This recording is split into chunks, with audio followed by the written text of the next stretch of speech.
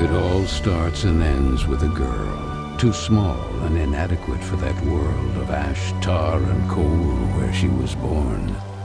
When her mother died suddenly, the little girl, with only the company of a stuffed friend she would soon forget, found herself all alone on an icy bench, waiting for the carriage that would take her to the austere Bunny Hall. Luckily, even if that place turned out to be very hostile for her, there she met Carole, who like her was small and inadequate, so the little girl began to feel less alone, until, on a day like many others, Carole would leave Bunny Hall for good, so the little girl fell prey to despair again. After all, in a world made of ash, tar, and coal, furiously ticking away like a crazed clock, what can a little girl do all by herself?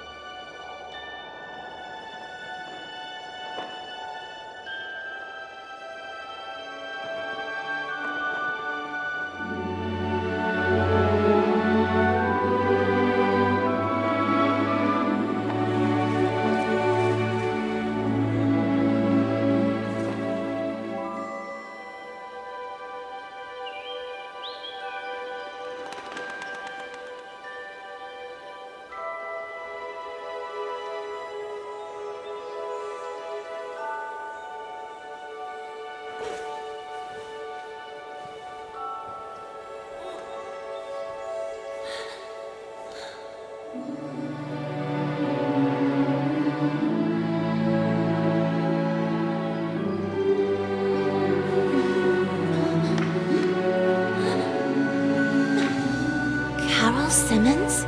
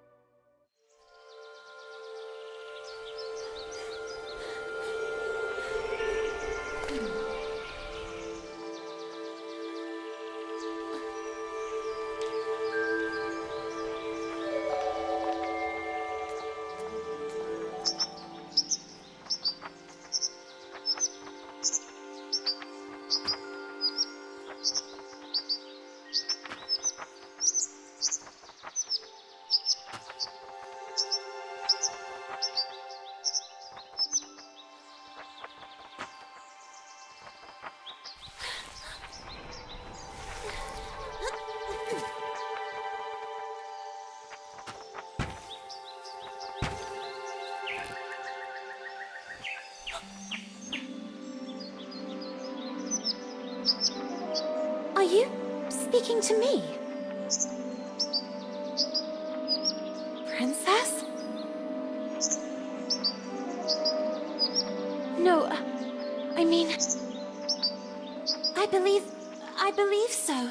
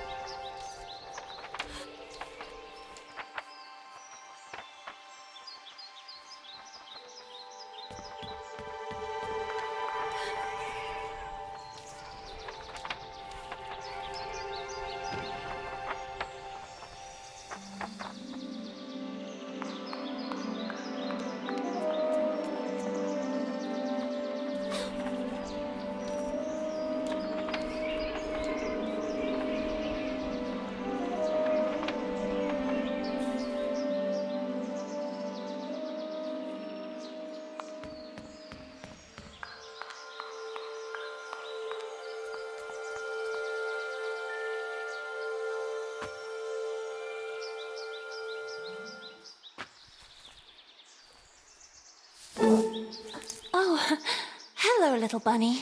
That letter is mine. Could you... The sweet, bespectacled bunny ignored the little girl and took the letter with them.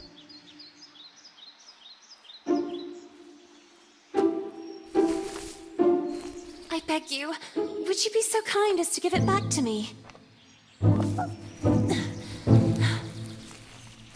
The little girl began to get impatient.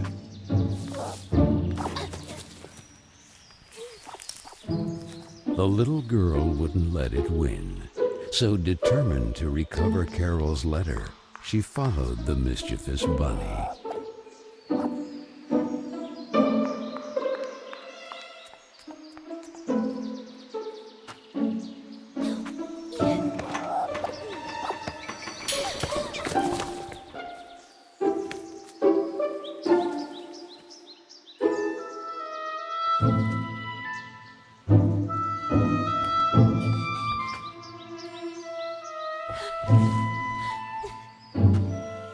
What place is this?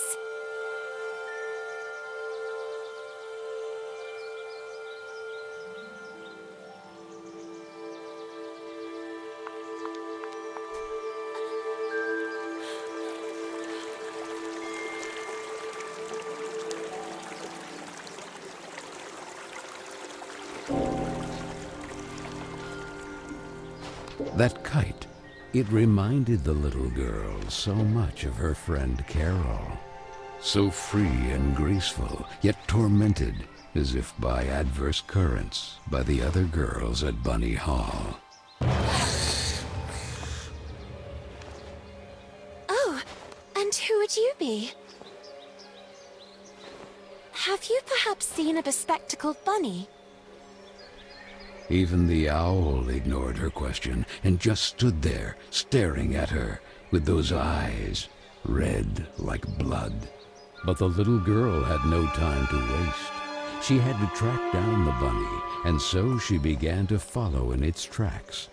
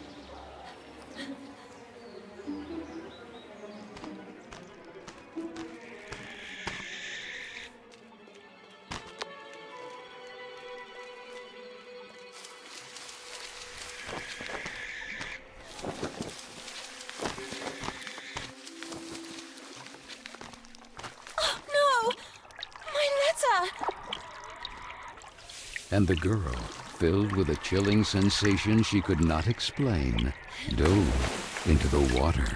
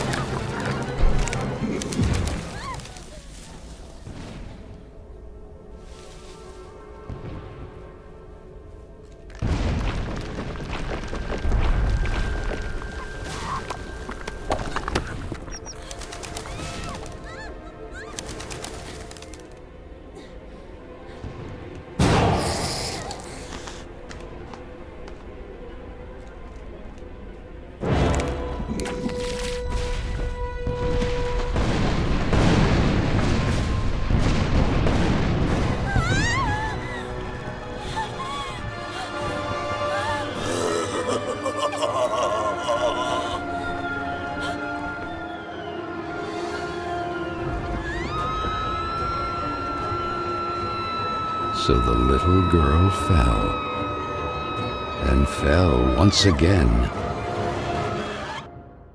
And while the man with the tar hat stood grinning, her thoughts drifted to that mysterious figure in the window of Bunny Hall, who silently stood watching her as she was swallowed up in her abyss. And this is how our story begins. A letter, a roar, then a daring plunge, and a little girl, too small and inadequate for that world of ash, tar, and cold of which she was a part. Miss Benton, I am pleased to note that my voice is so soft that it encourages restful sleep in class. Would you be so kind as to share your wisdom on today's topic with your fellow classmates? There was a man made of tar, an owl, and a bunny with glasses. Such impertinence. Home economics, ladies' etiquette, chapter 9. Be always beautiful, perfumed, and impeccable.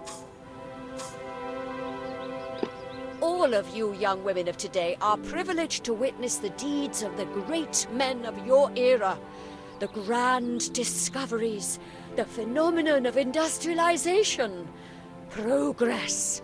Soon you will be wives and then mothers of great men who will go down in history. And you, Miss Benton, make fun of it. This establishment, too, if events continue to transpire as hoped, will undergo important developments, and you will be the first to benefit from them. Why, ladies? A portion of Bunny Hall was conceded to a corporate collective in order to form a small branch, thereby taking advantage of the area's greatest resource, rabbits. This will not only bring new luster to the estate in this region, but also new jobs. Very good, Miss Vicky Trout. At the very least, Lana has grasped the rabbit matter. In this regard, our dear Frank reminds us that it is strictly forbidden to venture beyond the walls of the park. The disinfestation work will resume tonight after the strong winds of recent weeks. Remember, not to be overwhelmed by the explosions. It's all perfectly normal. The soil is blasted with charges and the rabbits forced out of their burrows. Who did it? Lana! Miss Benton! I'm weary of you, miss. Ungrateful, arrogant troublemaker. Why is it so difficult for you to behave like all the others?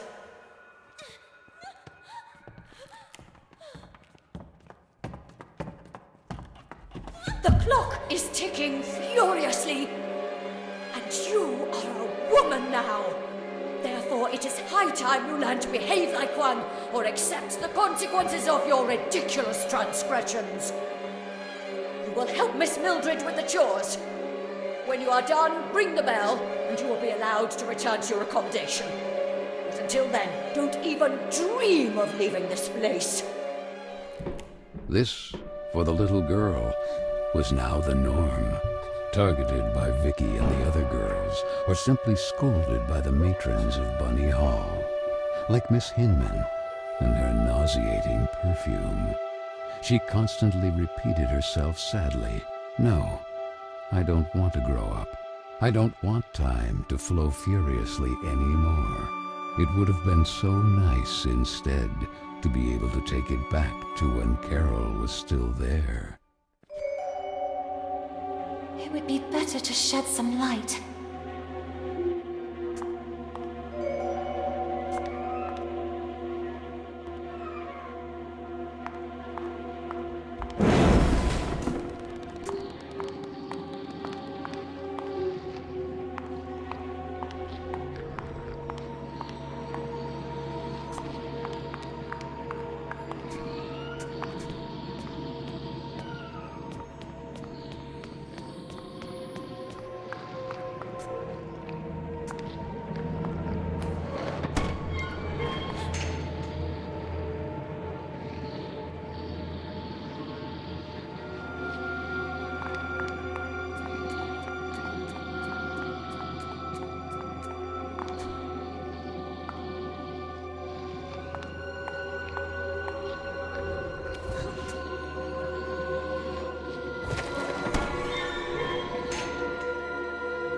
Where the heck did the broom go?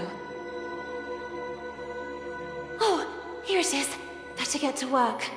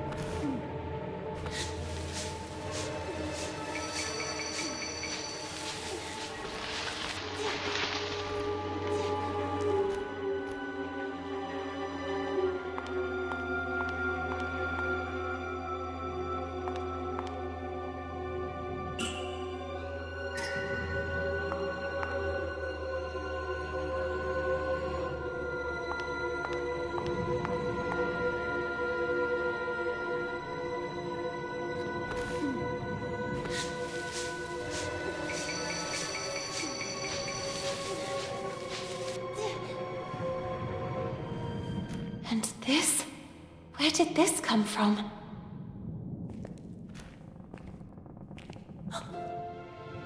It looks like an old mailbox.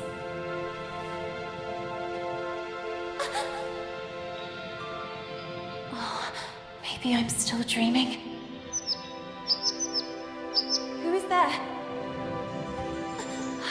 So I really am dreaming. What's this?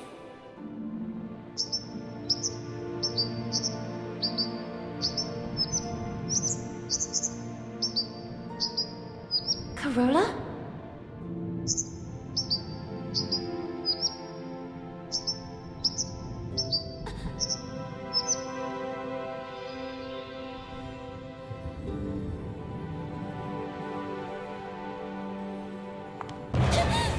Who are you?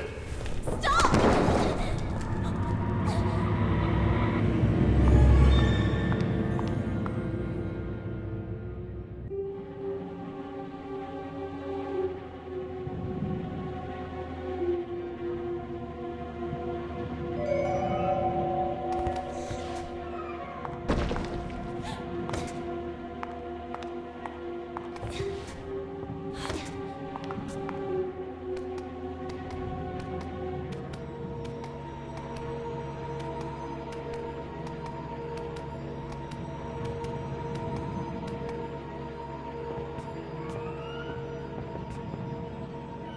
No!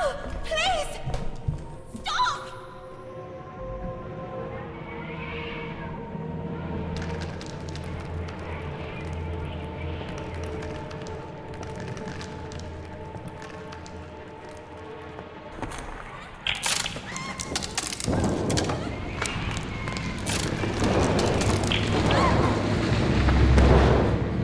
Strange things are happening down here. No! I won't stay here a moment longer!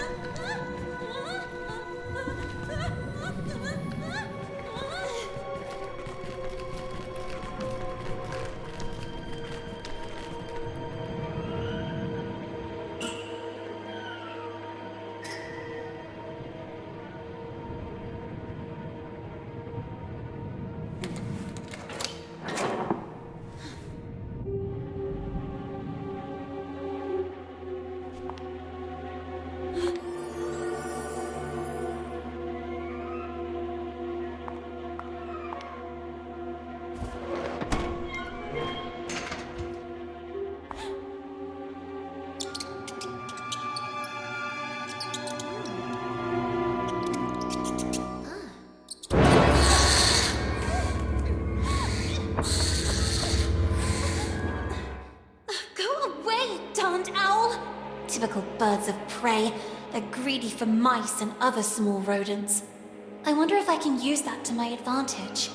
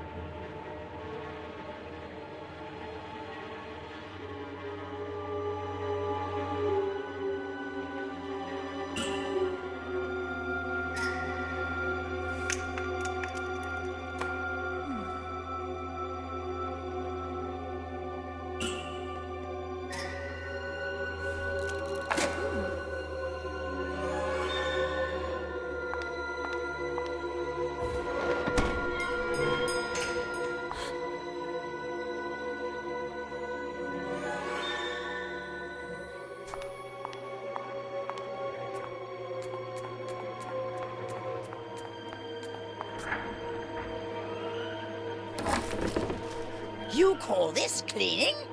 It's a pigsty. Miss Hinman was clear.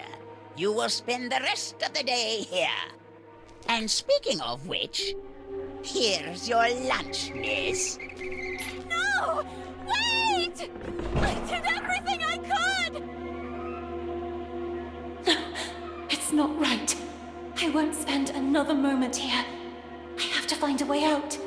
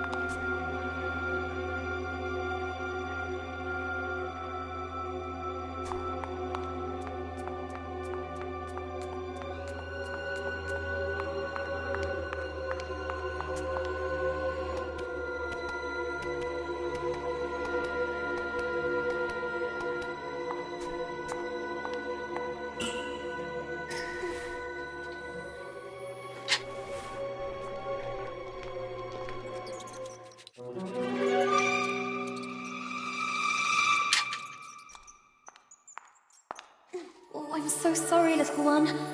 I promise I will let you go. I wonder if I could use it to attract that darn owl.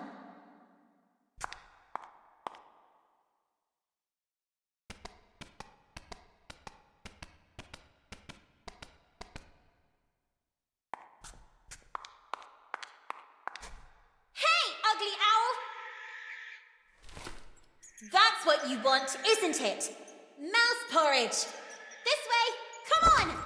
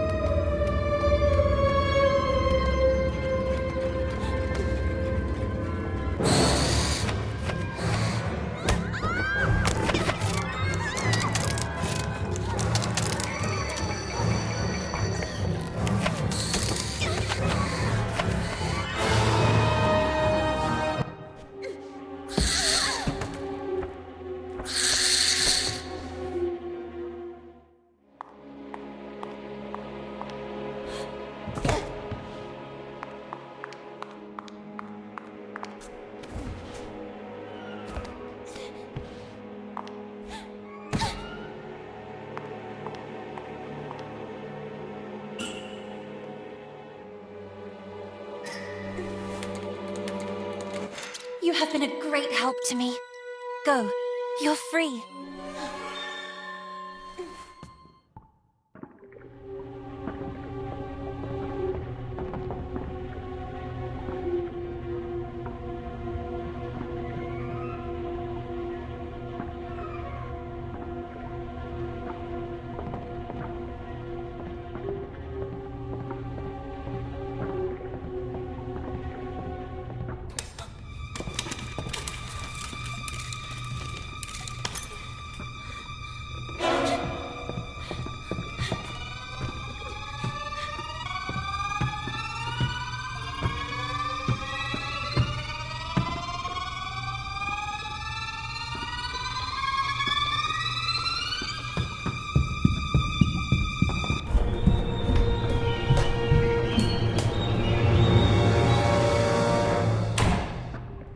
Who was that boy?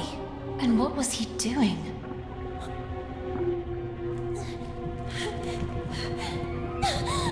A letter!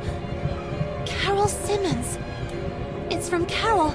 I can read her name. The flames barely touch it. I have to put out the fire before it's too late. The little girl began to wonder if it had been that mysterious boy who threw it into the flames. But why? What was he hiding? And above all, who was he? No! No! Why did you kill it?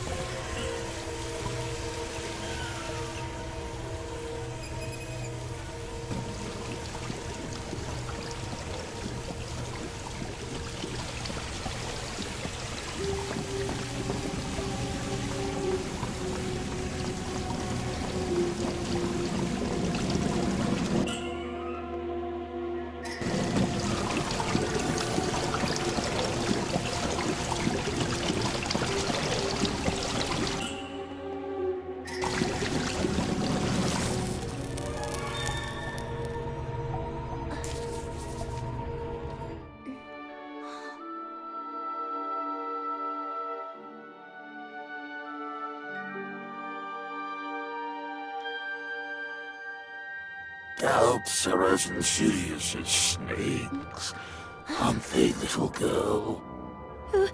Who's there?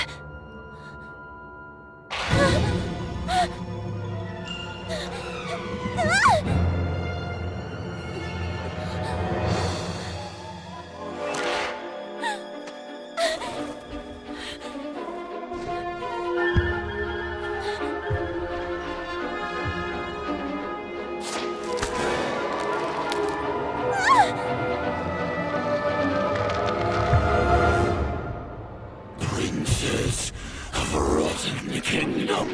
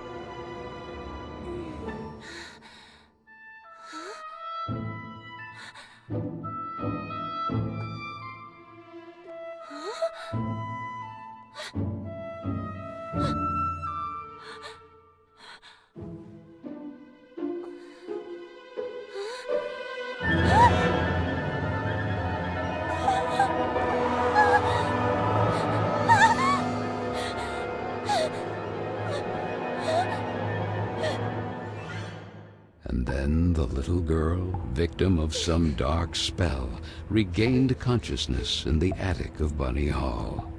But this time, it wasn't just a dream.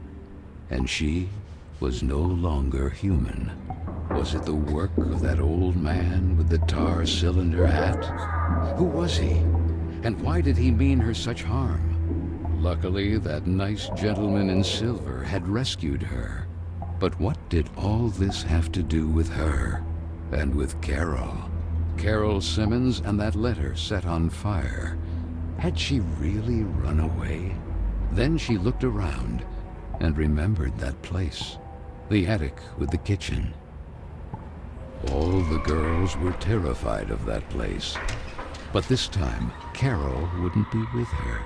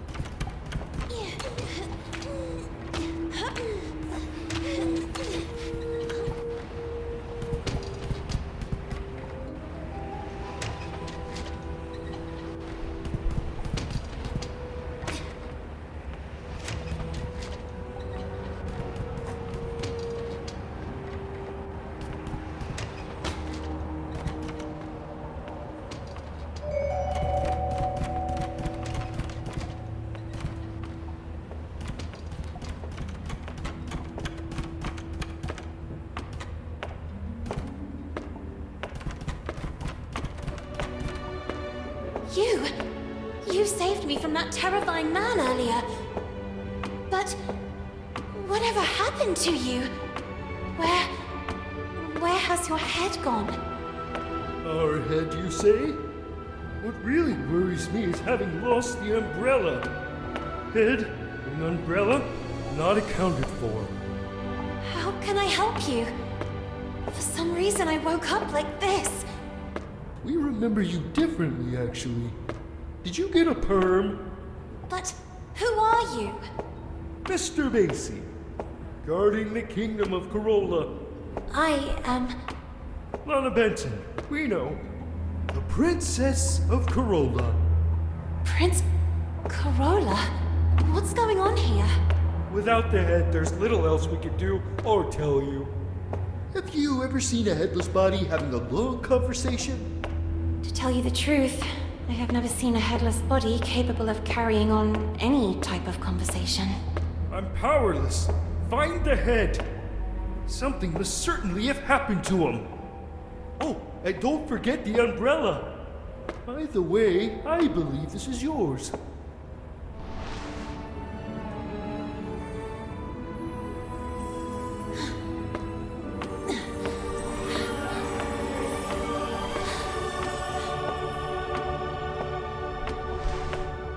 My ribbon! Oh, thank you, thank you! Now go, and be careful.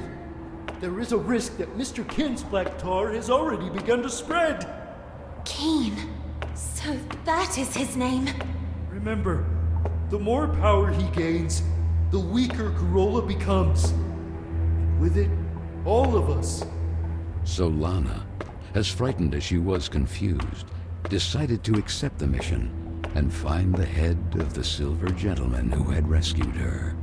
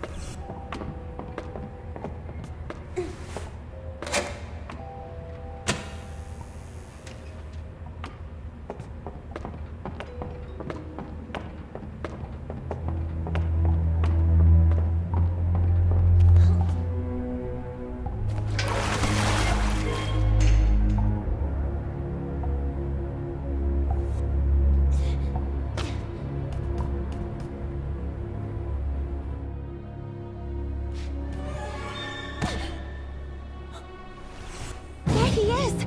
The head! Who did this? I'll get you out of here! Dawn, it's locked! Miss Fisherin! Whatever happened to her? Could it be the black tar Mr. Basie was referring to?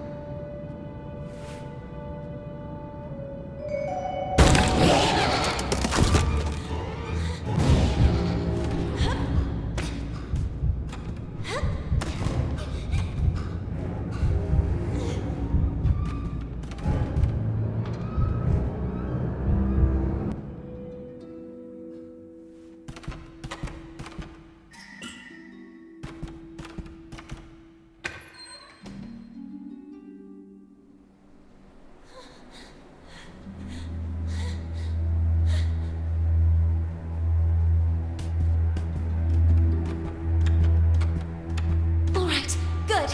I'm here. No, no, no! Darn, I was almost there. Just when I finally have the key. Where could he have ended up?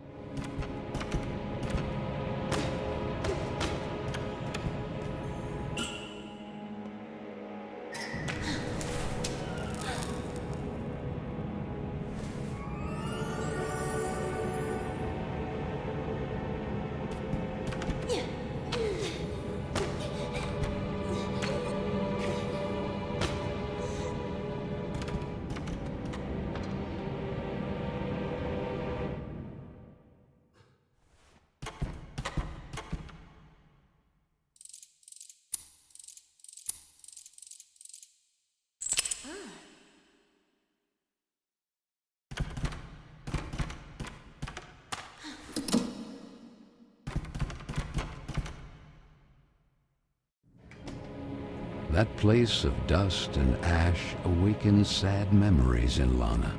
She and Carole grounded, old Mildred and her deafening, shrill voice. "The silver gentleman's umbrella," the little girl proclaimed. A voice rang out.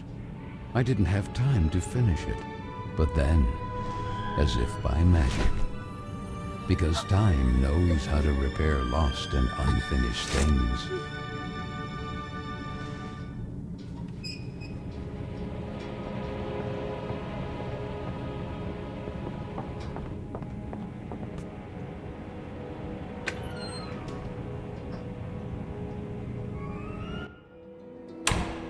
The head!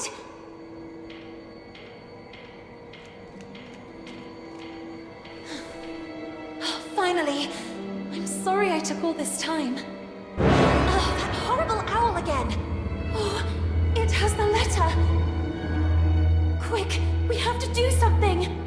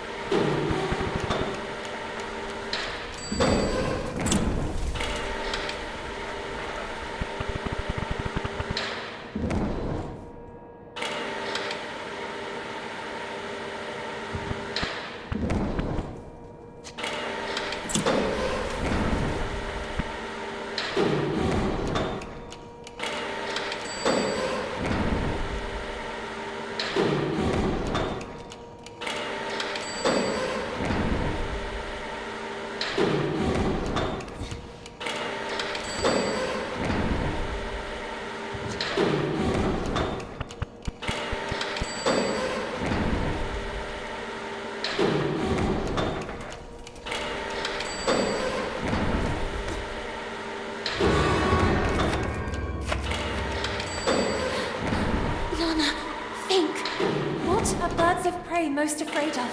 Fire! Who isn't afraid of fire?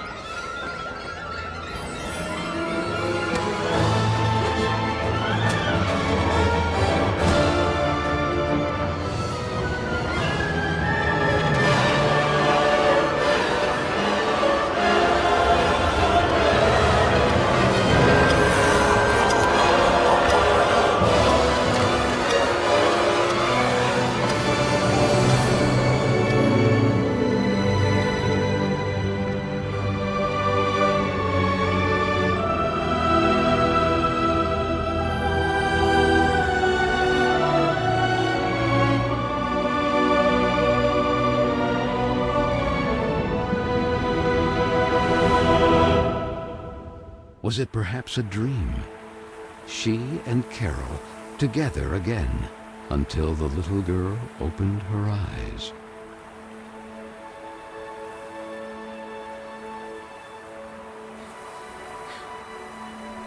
What is this place? She wondered. It was certainly Carola. Even if the sails aren't hoisted, it doesn't mean the wind isn't already blowing. These words rang in her head. Carole? It's you, isn't it? The sweet bunny did not breathe. She stood there at the bow, contemplating that spectacular view. What happened to you? I need to know. Why did you leave me?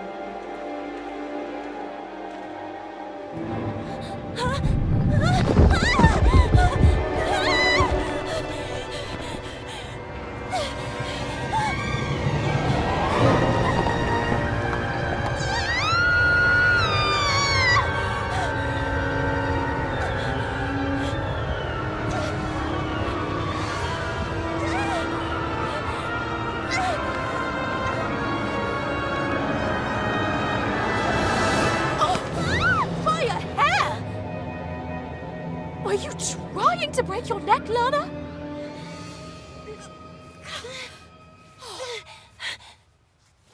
what if Miss Hinman saw you? Hopping on a roof. What's in your head, girl? Don't tell me you were hiding from Vicky and the other girls again.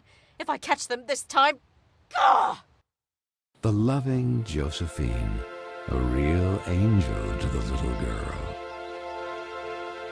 It can't go on like this, Lana. With you crossing the rooftops trying to escape them? And frankly... Huh? Carole, where did this letter come from? You need to show it to Miss Hinman right now.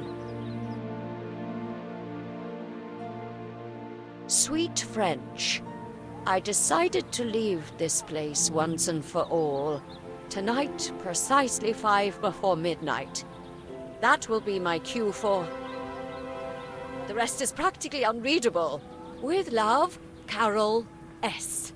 Well, that would only confirm the other girl's suspicions about Miss Carole's potential elopement.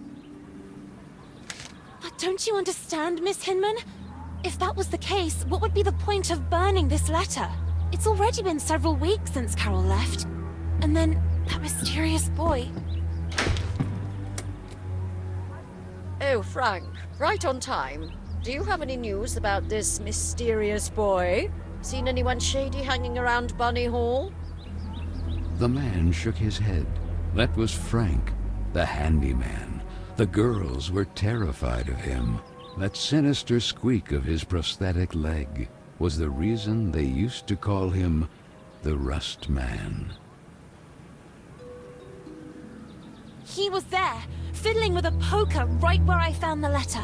Then he put something in his pocket, but I didn't see exactly what. I had to hide. You are shocked, little girl. But I'm sure of what I saw.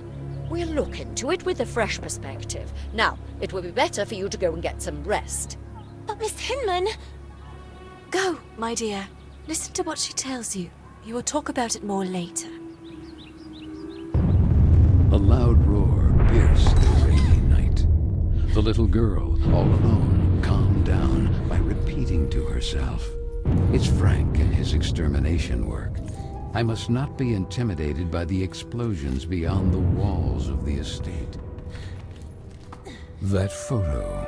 Often the little girl feared she had forgotten her sweet mother's face. Or maybe it was just a part of her that wanted to forget, due to the pain of that sad void left behind, when suddenly... that boy again. Hey, you! Wait! And though curiously all alone, on a freezing rainy night like this, the little girl set off in pursuit of that mysterious boy.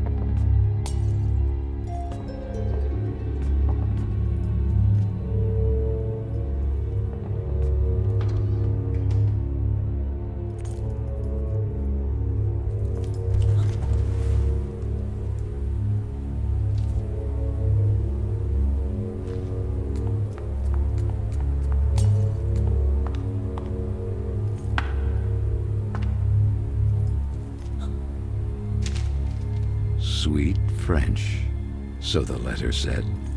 My time seems to be running out, like a sword hanging over my head. And however much I may resist, nothing is going to change. Nor do I receive any support, not even from those I thought I knew. All I have left is you, Marcel, my sweet French, and the idea of London together. Carole S. Marcel? So that's your name. The girls!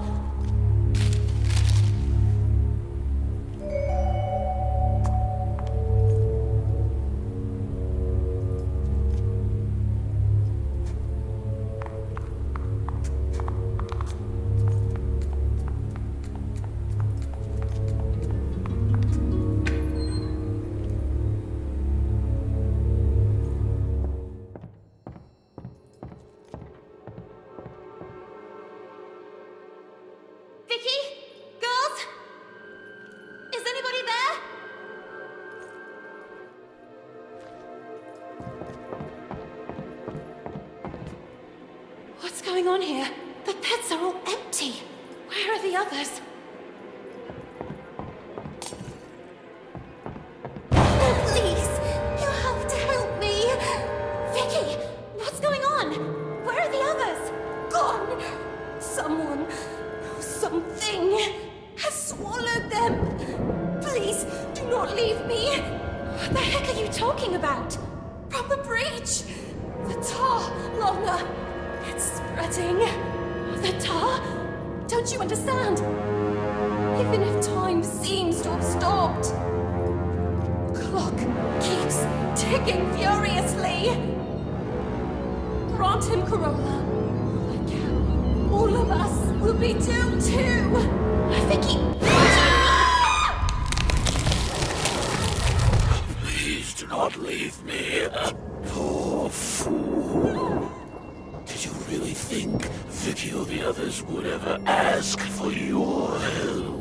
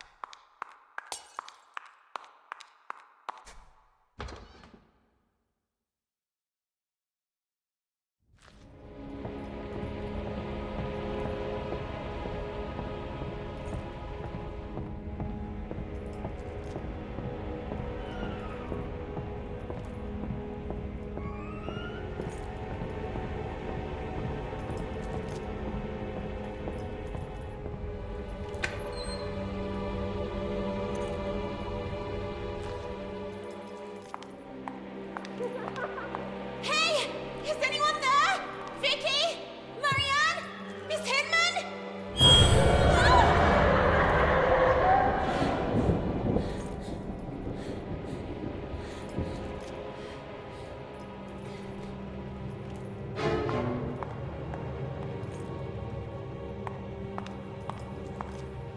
Is there anyone there? Come on, girls, this isn't funny! Darn, it's secured by a big combination lock. A tile is missing.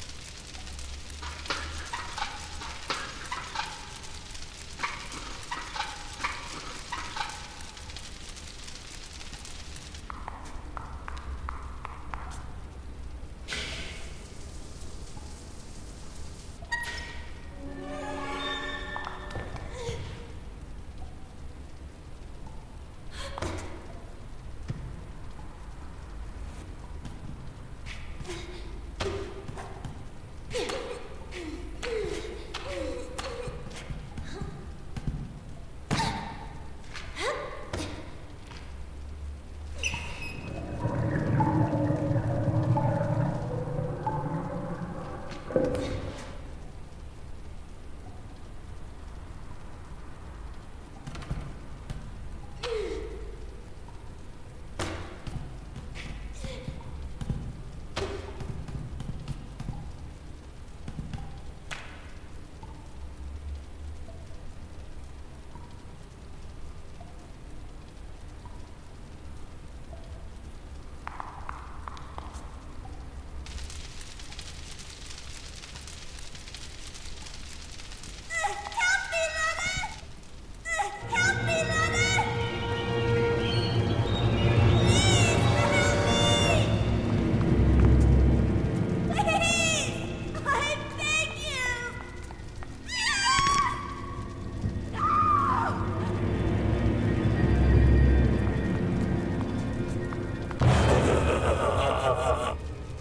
really like this mortal kingdom.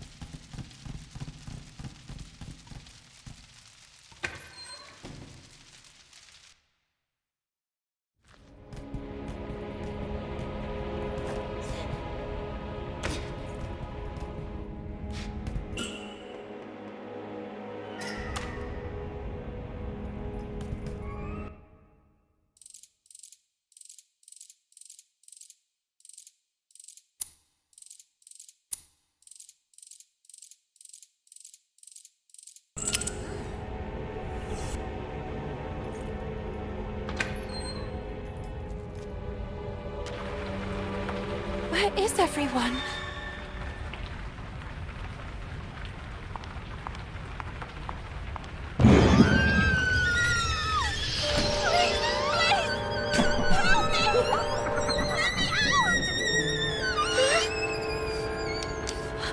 Carole? Oh, my friend. You don't run to hug your sweet Carole. Carole, but... What? Are you perhaps afraid of tripping and getting killed?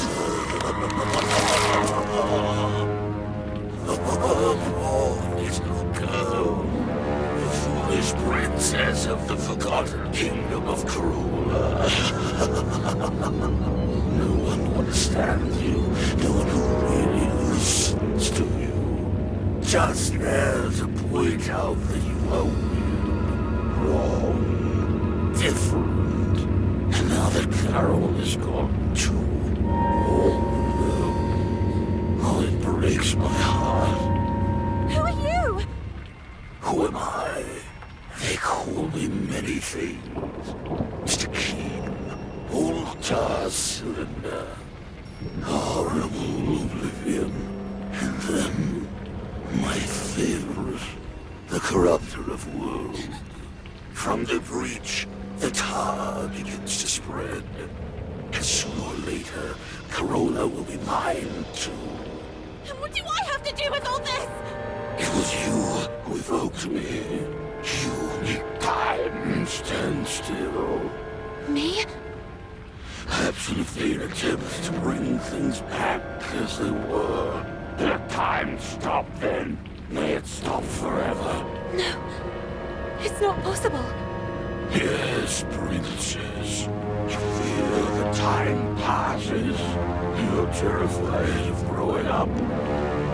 Nonetheless, whether disappointment, the clock continues to tick furiously. And only I can stop it forever. Or even bring it back. And what do you want in return?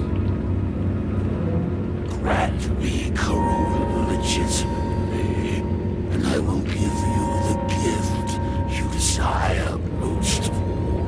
But the sooner you remember, the sooner you'll be able to make a decision. And who knows if it might not be your investigations. Carole, the French, the letters, the solutions of this riddle, which will make you remember.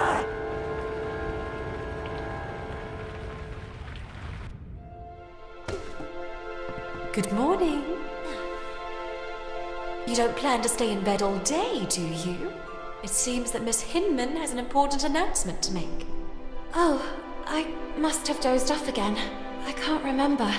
Maybe I was dreaming. Quick! Miss Hinman will kill me! Oh, and thank you. Thank you so much. Oh, be careful! And where did you jump out from? Oh, I'm mortified. I pray you can forgive me. On the contrary, I hope you will do this more often. What are two sad eyes doing on such a beautiful face? Oh, you mean it? Dawn, I have to go. Sorry for the delay, Miss Hinman. It's about time.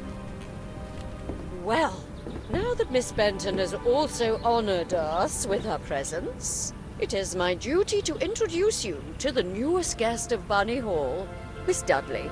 Please. Good morning, everyone. My name is Amanda. I come from a place not too far from here. Yes, from the pigsty. Oink oink!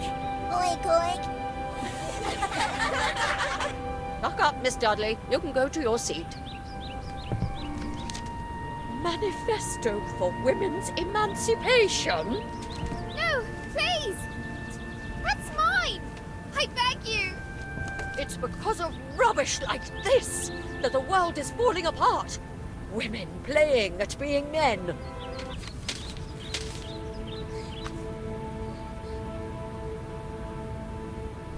This, for the little girl, was a common occurrence. Then, recognizing her same sadness in the face of the new arrival, she had nothing left to do but huddle helplessly on the cold bench and let herself slip away from that gray world in which she was born. Even if the sails aren't hoisted, that doesn't mean the wind isn't already blowing.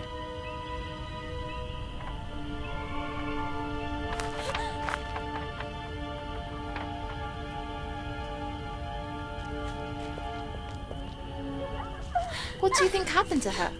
To whom? Stupid. To Carole. Oh well, she was a troublemaker. Right! My father always said not to trust her kind. But her disappearance doesn't worry you even a little. What if it happened to one of us? She could be frolicking who knows where. We all knew what her plans were. Well, maybe something happened to her then. Or maybe someone chopped her into tiny little pieces. Who knows? Maybe Frank? Oh, God. The Rust Man. That guy creeps me out. Yeah, I think he killed her. I mean, have you seen how he stares at all of us? Without ever taking a breath. Oh, and that continuous heck, heck, heck. Do you think he's a bloodthirsty girl killer? You're scaring me. I am the spirit of Carole Simmons. Lana told Miss Hinman that a guy secretly snuck into Bunny Hall. Who? That handsome lord standing outside the classroom? Stupid. You're stupid. Not that. Oh, he is so cute! And look who's there. Hey, where are you going all alone? Where are you running off to? We just want to talk to you. The little girl could only wonder who Vicky and the others had set out in pursuit of. And that letter. All she had to do was gather her courage and overcome that wall that stood between the estate and that forbidden territory. The Bunny Hall Park. It had been so long since they were last allowed to cross those walls because of the restructuring for the collective and the disinfestation work. The little girl struggled to recognize it.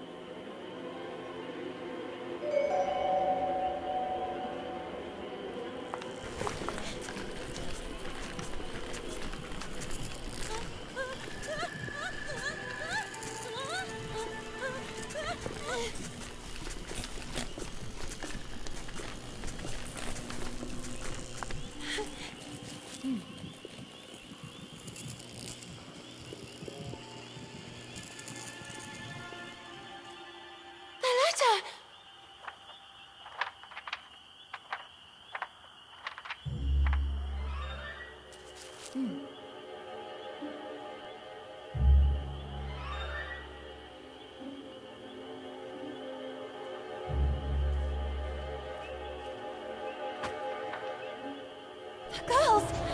What are they doing up there? Where are they going?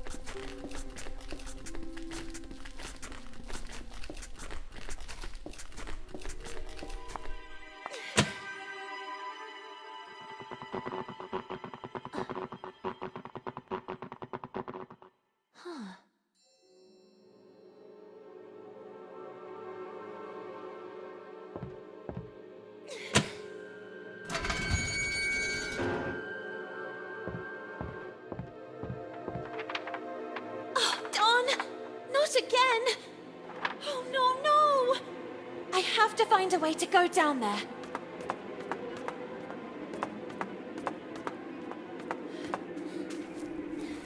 Easy, easy! Darn you lot! Easy, easy!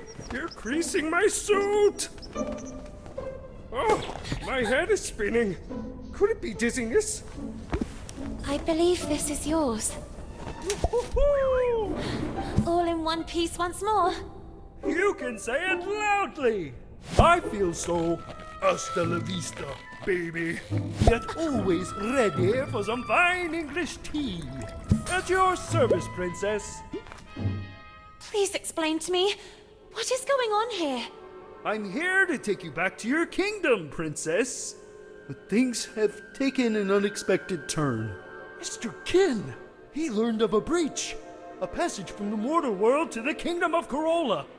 And that's where he wants to expand to, corrupting it. But what does all this have to do with me? Princess, you really don't remember? Since the two worlds are converging, you are the key. The only salvation for Carole, the pristine kingdom beyond the clouds. And I am your humble servant. That's not possible. I'm just an ordinary girl. An ordinary one-of-a-kind girl? No, I'm just looking for a friend. Carole. I have to find her. I have the feeling that things didn't go the way everyone believes. The solution to the riddle. Keen mentioned some letters. I was just chasing one, but the wind. And it ended up down there. Then all this can only be connected to the breach. Oh, well, it seems we have a common goal. Recover the letters, close the breach, save Carole. And find Carole.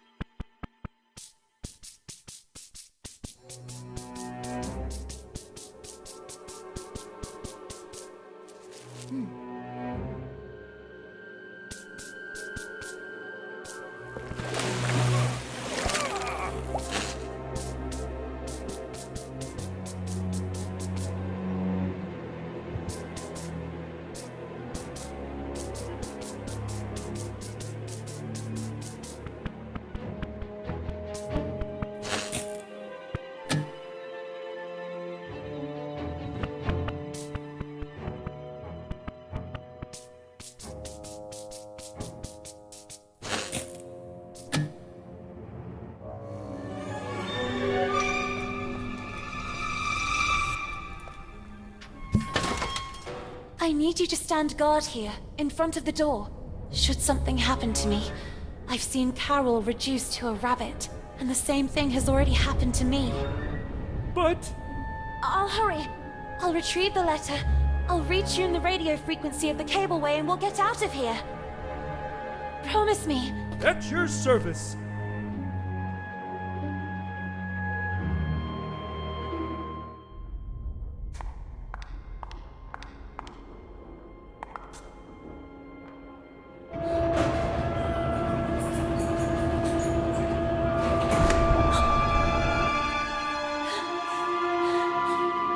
Hey!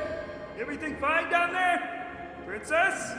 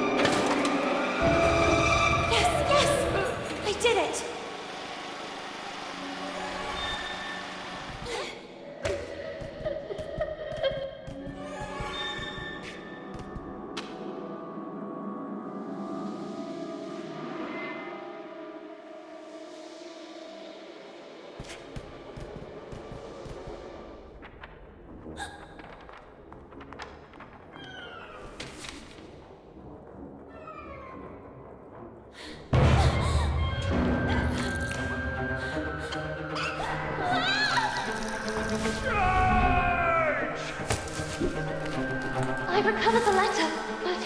Don, what's happening to them? They are usually quite tame. Never underestimate the power of a colony. This is their territory. They've already been forced out of their lairs. The kid is taking advantage of that to turn them against us. How do we get out of this? Don't we know how to fly? The more power King gains, the weaker I get. And we could level yourself with a rocket. Look! The crate goes there! Who knows? Maybe it will help open the safety lock. You take care of finding the crate while I deal with them.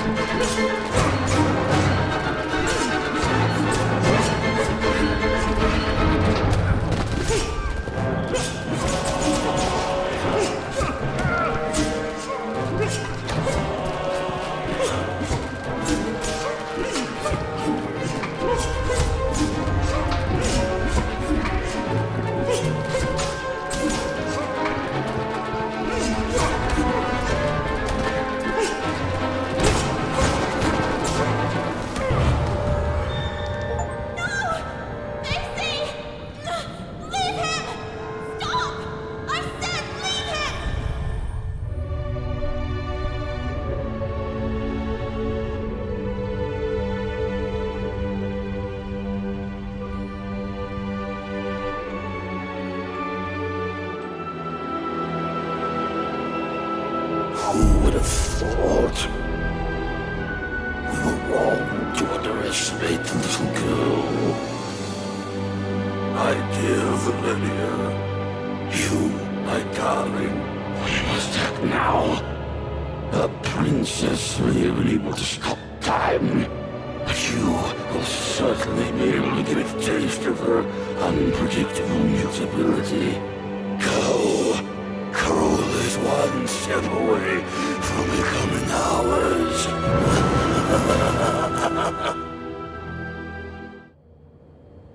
What happened? What are we doing here? The little girl barely remembered what had happened, and the head couldn't give her an answer. There was no longer any trace of the rest of Basie. However, the little girl did not despair. She was confident that, as had already happened, the head would soon find its way back to rejoin the rest of the body.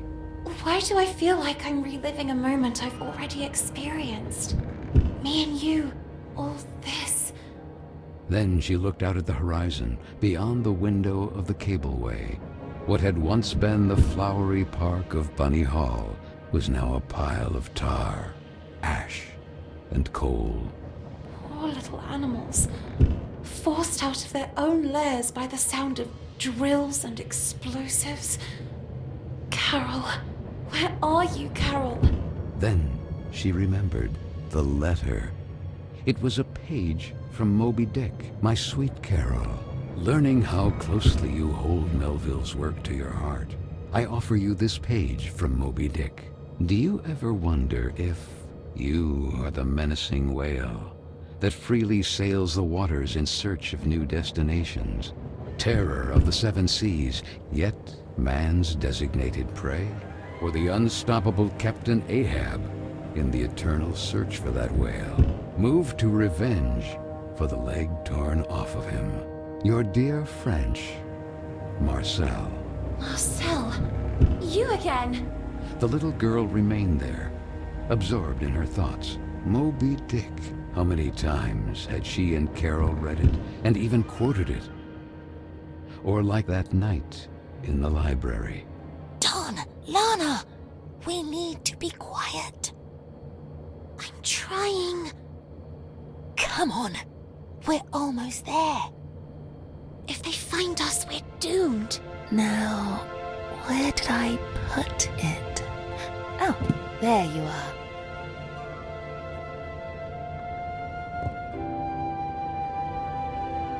Moby Dick? Again? Aren't you tired of reading that yet?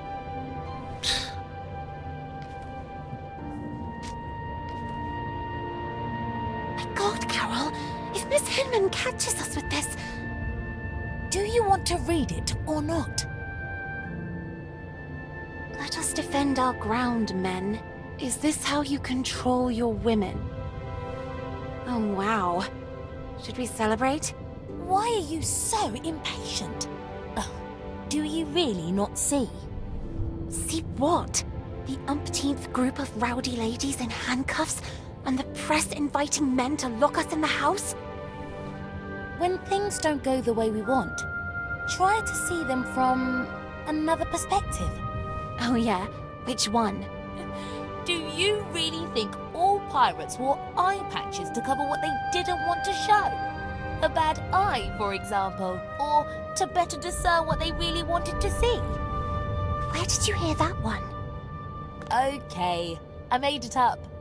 But it doesn't make any difference anyway. Take Ahab, for example. But Ahab was missing a leg, not an eye, and he wasn't even a pirate. The point is... Ugh! Do what I'm doing. Put a hand on your face. Carole... Lana.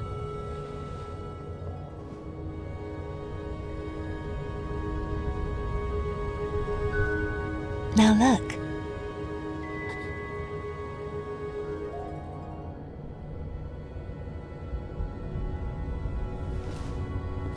Let your voice be heard, girls! Things are going to change, Lana. Sooner or later, but they will change. What's the saying? Right.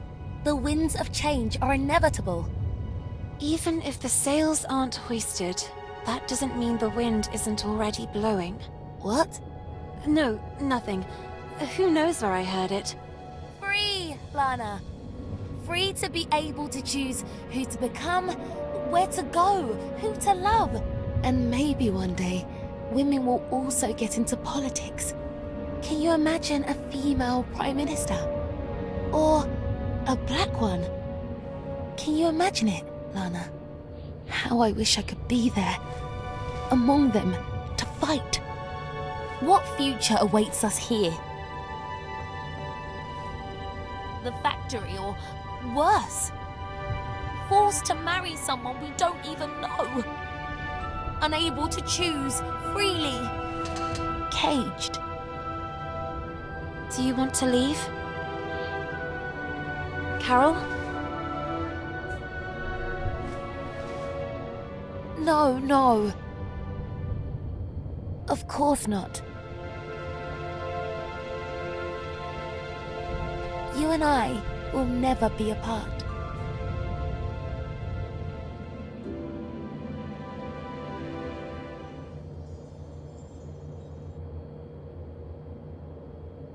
Basie?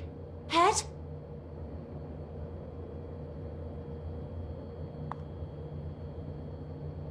Where did Vicky and the others go? I wonder who they were chasing.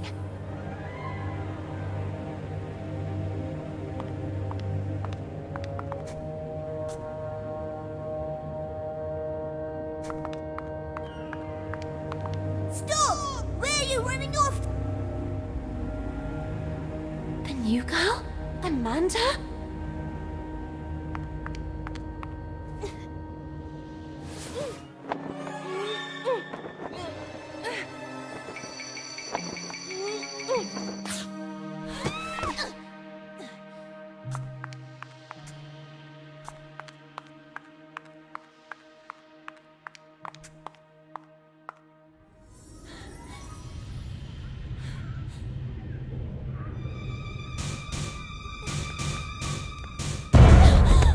What were you doing locked in there?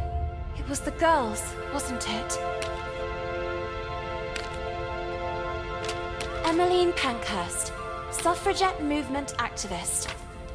It's my stuff! Oh, look at that! What a couple!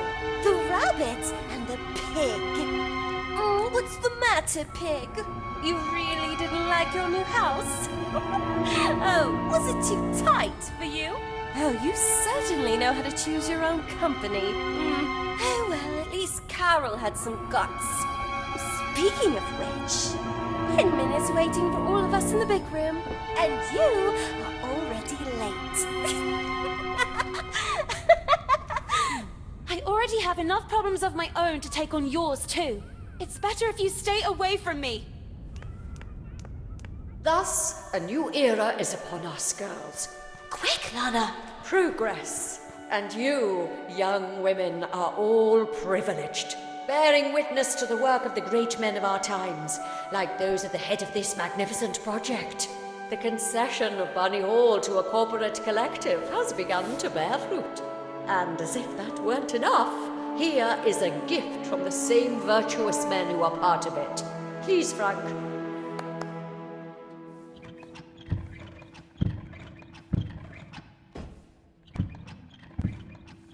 And what is it that young ladies today want more than anything else? If not to please a wealthy suitor by demonstrating the best, most graceful dance moves.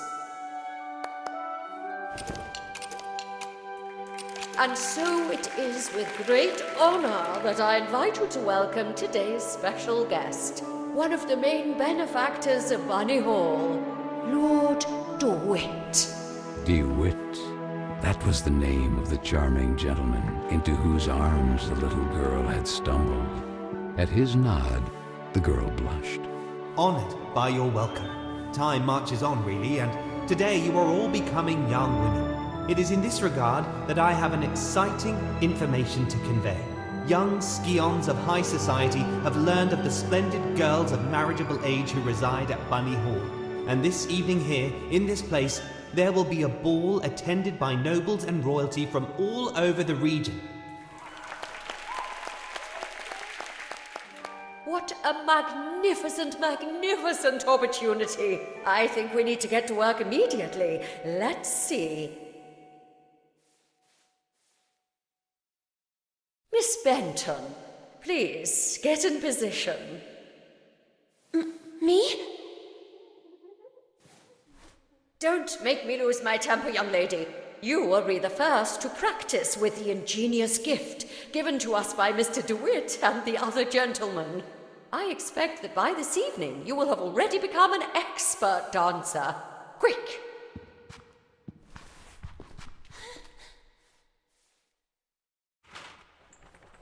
Miss Benton, pay attention. The dance is divided into 2 phases. During the first phase, your goal will be to replicate your partner's moves in time. This is a token. Each token reveals a dance move and the corresponding button to perform it. There are 4 moves in all. This is the action area defined by 2 markers. These limit the maximum execution time for each move. When a token lands inside, the move and corresponding button will be revealed. If the move is correctly executed at the exact moment token lands in the center of the action area, you will get the maximum guaranteed score. Perfect timing is important, miss. Performing a move correctly but too early or late will award fewer points. Mind yourself, performing a different action from the one suggested by the token, or performing the correct one significantly late, will give you a penalty in the final score. Perform all the actions correctly in a timely fashion to get a high score, and therefore be able to move on to the second phase. Let's see what you can do, Miss Benton. Take your places. Let the dance begin.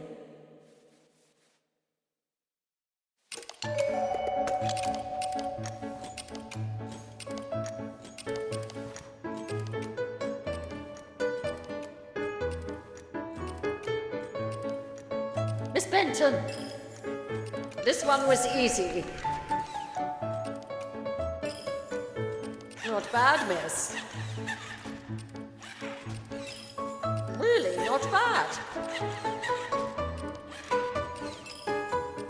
Very good.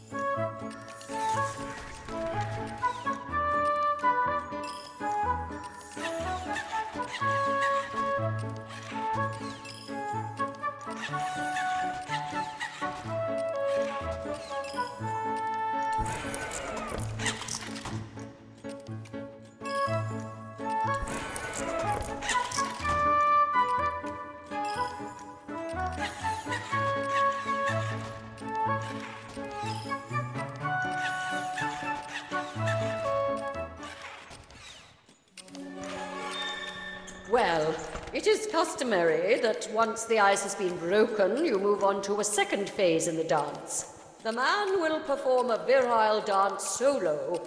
Be sure to memorize the moves and replicate them with grace. 2 new actions are added to the step: the sauté, the pirouette to the left and to the right.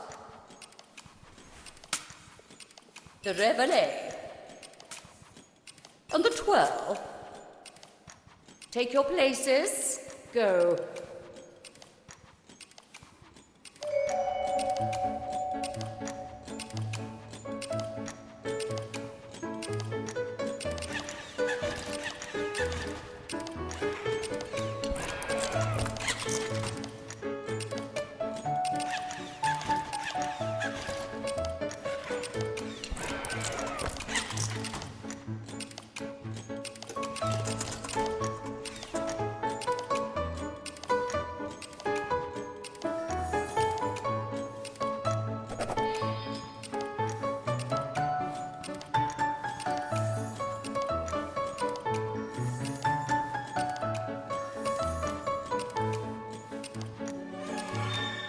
You've got the stuff. I'm confident you will improve over time.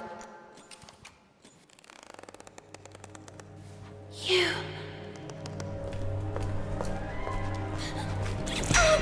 I'm sorry, I'm really sorry. Miss Felton! Come back immediately! Miss Hinman. Miss?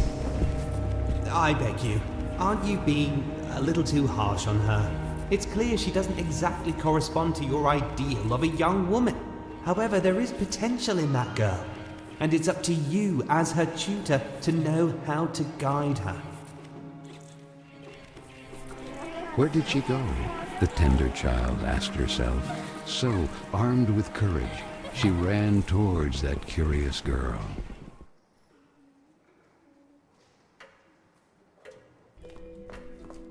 Don, where did he go? Basie! That boy, Marcel, the French. He's the one I saw fiddling with Carole's letter in the basement. He might have something to do with all this. He seems to be racing to get to the letters before us to destroy them. Perhaps to cover up the evidence of his correspondence with Carole. We can't let him escape. But how do you manage without... It would take a miracle. And indeed, the one who came to the aid of the little girl and the nice silver gentleman was truly a miracle. Was it the work of a guardian angel, or of some magical deity who assisted them from the kingdom of Carole? She couldn't answer her own question, yet the little girl was so grateful to them. Quick, let's get to work.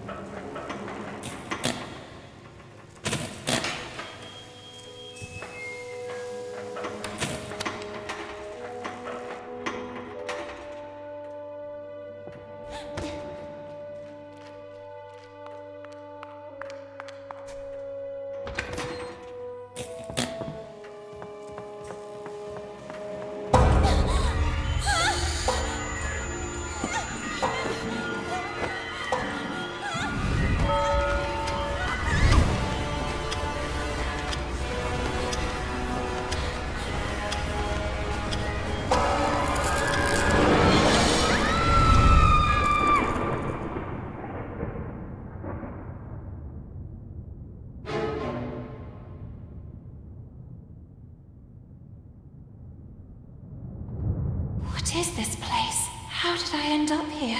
To the little girl, it seemed like a distant era, not yet lived. A strange quirk of time, a time with the stench of black tar and the smoking color of ash.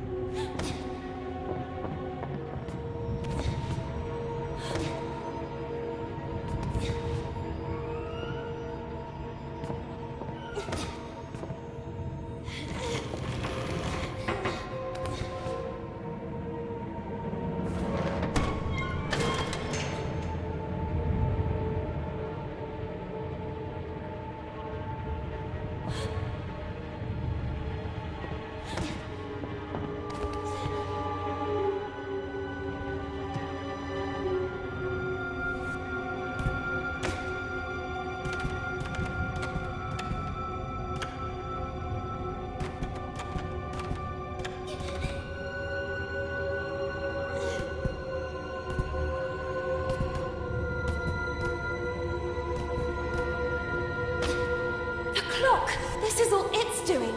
It's as if it sent me to a distant era.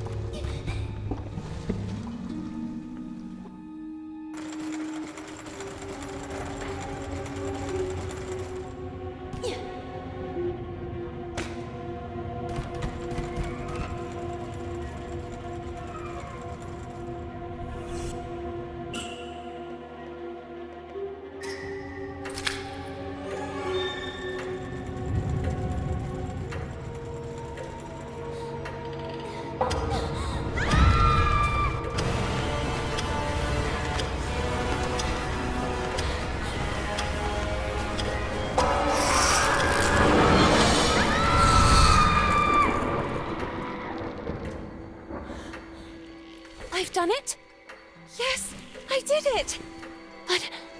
wait a minute. The little girl didn't know how to explain it, but she immediately realized that this couldn't be her time, but a distant era already lived. A strange quirk of time. The place had yellowed breath, like inked paper, and the dark color of virgin leather.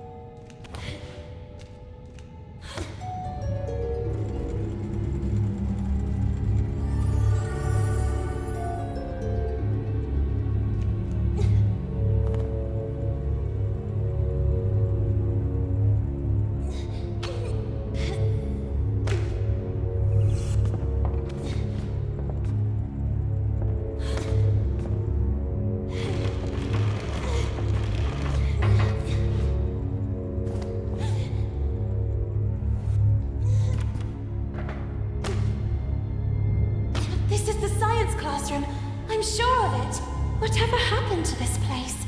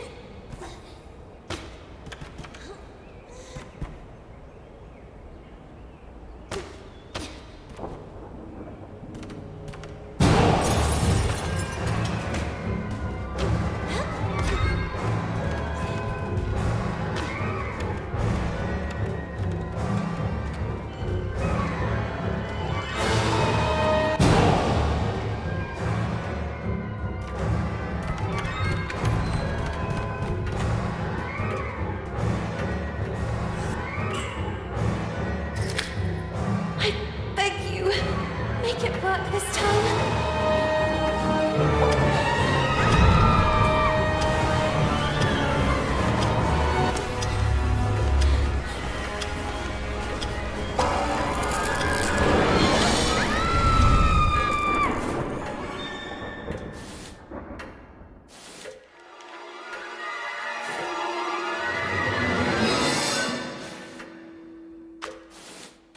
Miss Fisheran's test. She wasn't lying. It really had been hidden from her. And so the little girl learned that, like her, Miss Fisheran had once been young too, and who, just like her, had suffered the abuse of mocking peers. Quick, the ladder!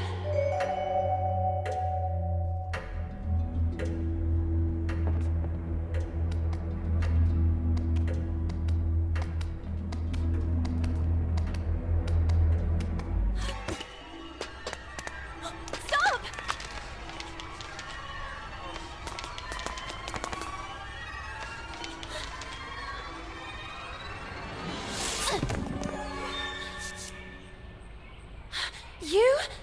What are you doing here?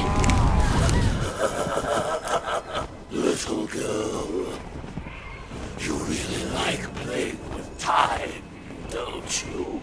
All I see is two useless, weak rodents with their tails between their legs.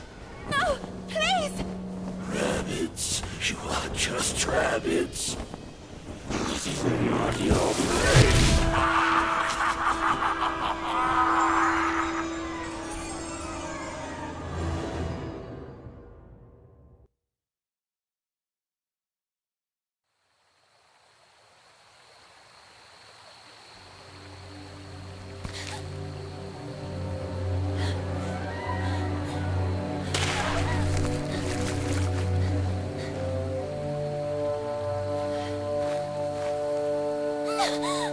Back off!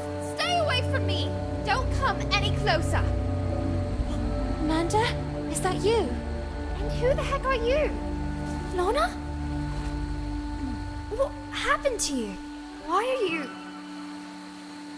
Why do you have... Where's your... We are small and covered in soft fur. What is this witchcraft? And where's my book? Darn! My book! I had it with me! What have you done to me? Hey, it's not my fault! That old man was after you! I was there just by chance! Oh, I told you to stay away from me! And what do I do now? I want to be myself again! Oh, darn, Amanda. Don't you have a ribbon with you or something like that? Does this seem like the right time to discuss hairstyles? Will you shut up and listen to me for a second? No, no, and no! I won't let you silence me too. You dragged me into all this, and now you're going to get me out of it. It's happened to me before. Actually, it's happening to the others too. I think you need... Oh, I don't know what to call it. A pin, a kick. Something to remind you of who you were. That allows you to become human again. In my case, it's a ribbon. What the heck are you talking about? Okay, well, give me a demonstration. Who knows? It might give me an idea. I can't. Mine just got destroyed. Of course it did. It's obvious. I had no doubt. Look, I'm going back to Bunny Hole. You decide for yourself. I'll talk to Miss Hinman about it. Or maybe I'll stay here. Nice and behaved. Do you really think Hinman would believe you? As busy as she is with tonight's dance, more than ever. And maybe it's better this way. I don't want to go back to Bunny Hall. I don't want to go anywhere. I'm tired of Vicky and the others. But the world is full of Vickies. Maybe this is my place. Maybe it has always been.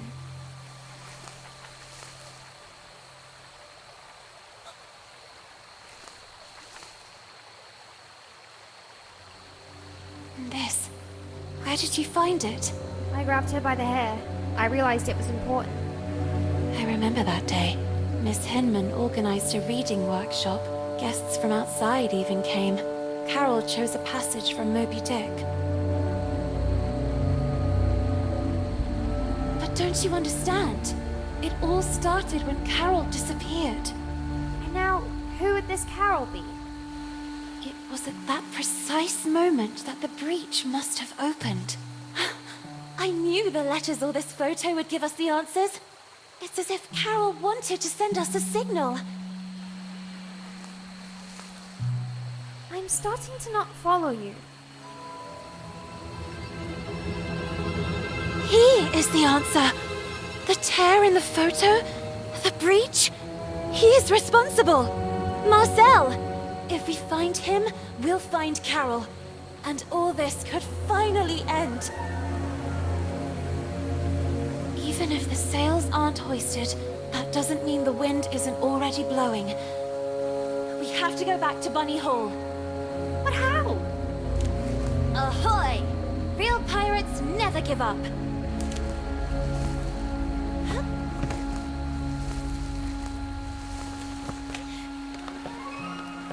The felled tree, the signs of exploded mines. If my calculations are correct, we are in the park, just a few meters from Bunny Hall. Shh. Did you hear? Listen.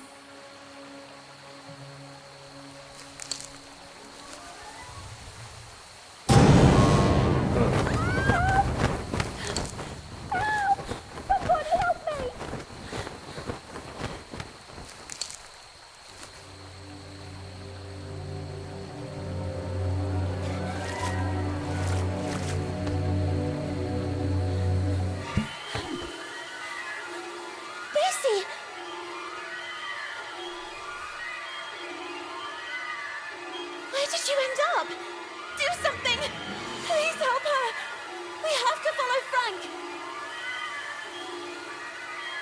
Well, let's keep our distance.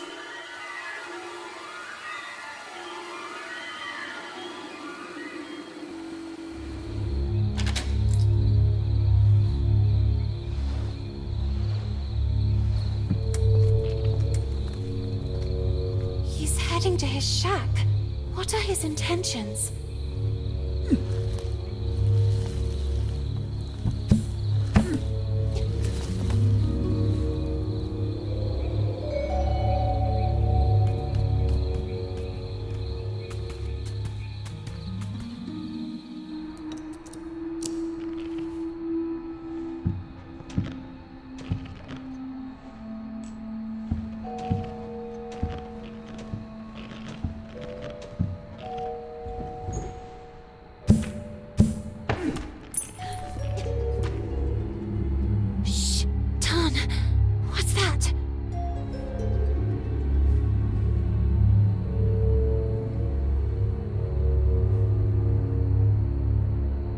The little girl, intrigued, began to observe the object more closely. It looks like the bottom of a glass. Quick, let's get moving. Let's find Amanda and leave this place.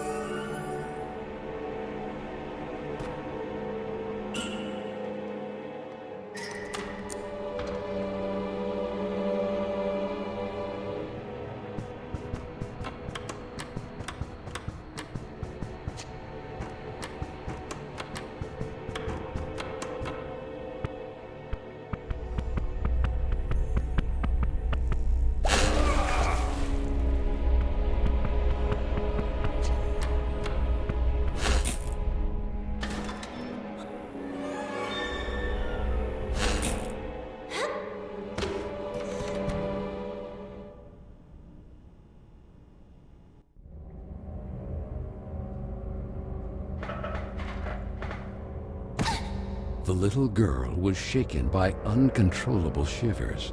What was that place?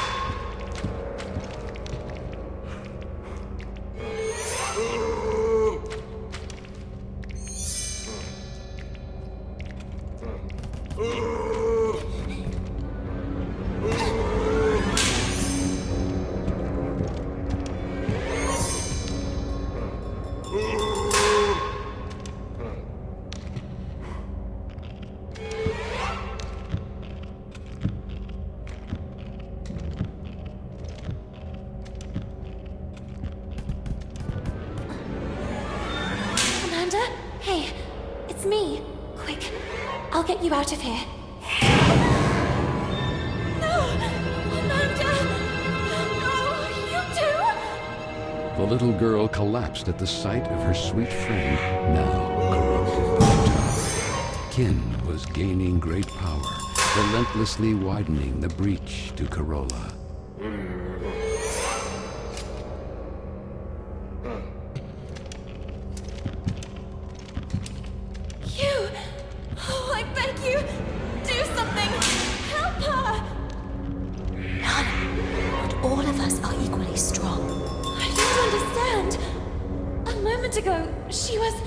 Come on, I'll take you back to the dormitory.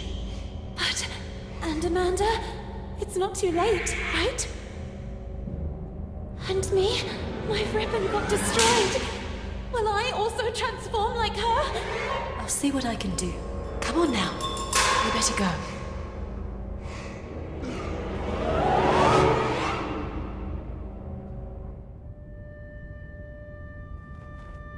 Everything is back to normal. What's up? Hang in there. Carole has disappeared. Perhaps kidnapped by that Marcel. If she's even still alive. And now Amanda. Soon Carole will be doomed. And it's all my fault. Listen, we all carry out actions that have repercussions. It's true. But we cannot eternally cling to the past, trying in vain to change it. However, you can always make amends for the future. And that will be the day you really know who you are.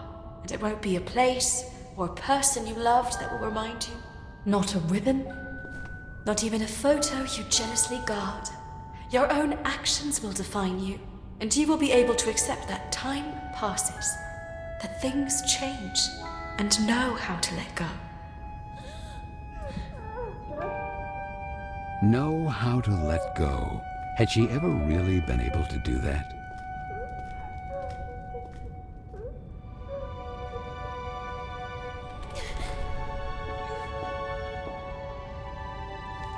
What's this? Who is he? It was there, on your desk. You lied to me. You and I will never leave each other. Listen. No! Would you really have left me here and run away with some random pen pal? I was thinking about when would be the most appropriate time to talk to you about it. Oh, yes? And when were you planning to do it? Let me finish. They have already arranged my transfer. They will send me to some house, who knows where, as a lady in waiting. So I said to myself, before it's too late, take your things and run. Leaving everything behind? I had no alternative. Not today, not yet, not in this time. To them, we are just things. And I should just let you go. Even if I stayed, I would still be taken away. Did you really think we would stay here forever, spending afternoons in the park, or what's left of it? Flying a kite, or reading Moby Dick again? We are not kids anymore, Lana. Time flows. Come with me. Let's go together. When things don't go the way we want, try to see them from another perspective. No, not this time. There is no perspective that can change what I see.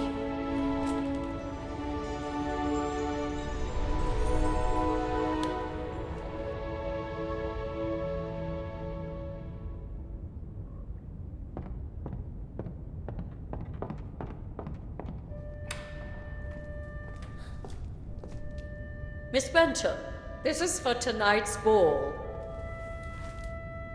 The ball! I almost forgot about it! I was sure that you wouldn't go. However, someone insisted that you be there too. We never got along, and I'm very sorry about that. I hope, however, that this time you will prove me wrong by accepting the invitation and demonstrating that you are a real woman.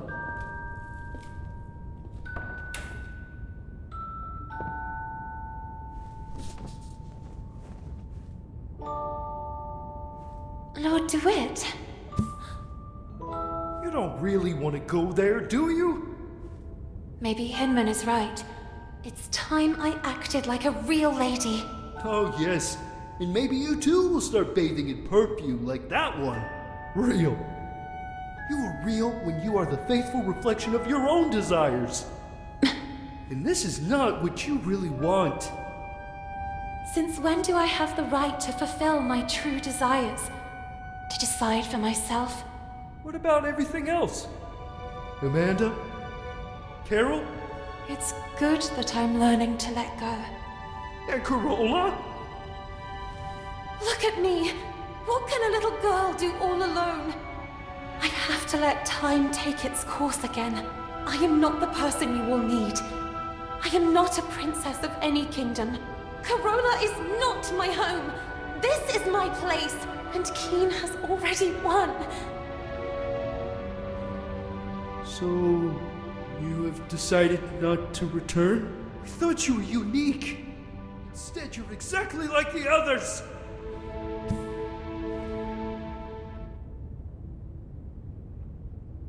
The big event. Noblemen and scions of the local aristocracy had flocked to Bunny Hall in great celebration, eager to meet the young women who lived there. The little girl, not so little anymore after all, couldn't distinguish them. In her eyes, they were merely clones of each other. She couldn't explain it, but she understood that perhaps until that day she had been blind. And while her peers were engaged in pleasantries with wealthy suitors, the little girl decided to track down Lord DeWitt.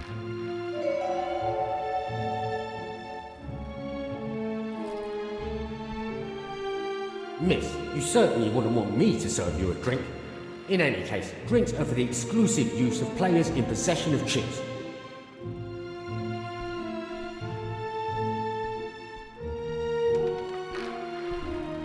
What a pretty damsel. Nice evening, isn't it? Would you allow me this dance? Me? Sorry, I have to pass. Come on, don't be shy. No, it's just... I'm looking for my knight. Don't concern yourself too much, miss. Your knight can only be in the VIP lounge or gambling his title at the gaming table. So he certainly wouldn't be upset if I steal you just long enough for a dance. Let's do this way. If you prove to me that you're up to it, I'll let you pass. Otherwise, you will owe me another dance. Okay. Shall we? Let's get the dance rolling.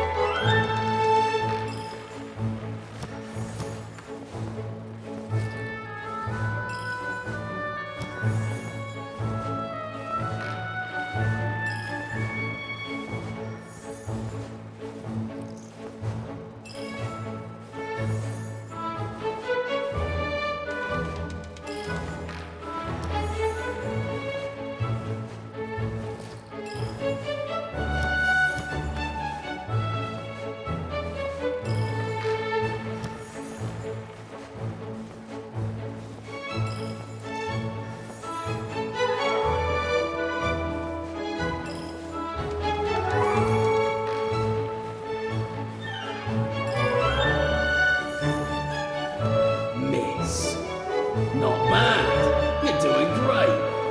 But I was too kind to you. Let's see if it was just luck.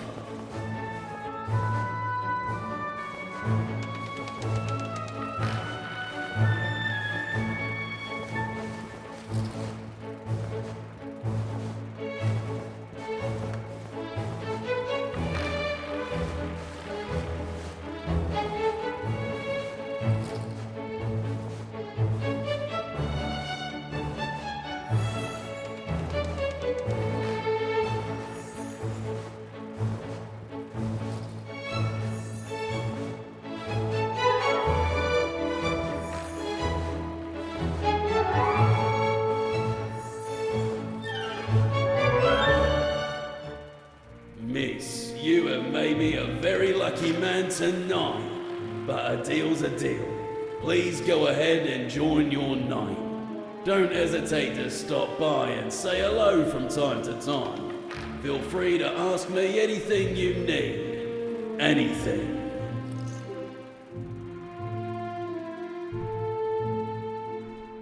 Miss, I see you didn't waste any time.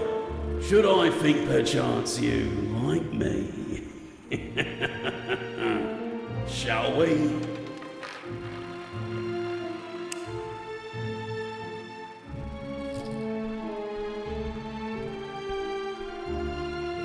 Miss, please give me a number immediately. Who knows? You might bring good luck.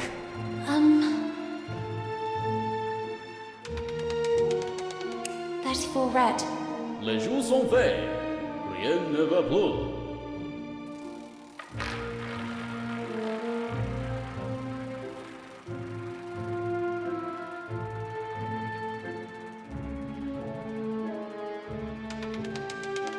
One red.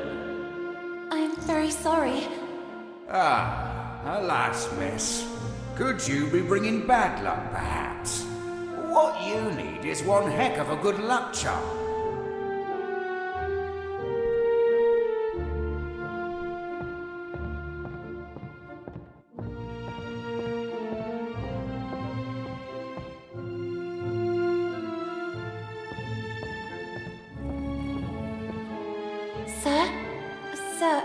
Is everything okay? The gentleman in red did not answer her. Then the little girl noticed that a brass key was protruding from the man's pocket.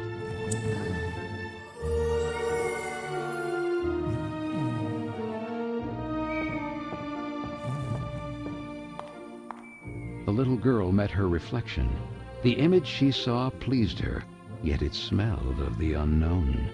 Who knows if Carole would also have enjoyed an evening like that?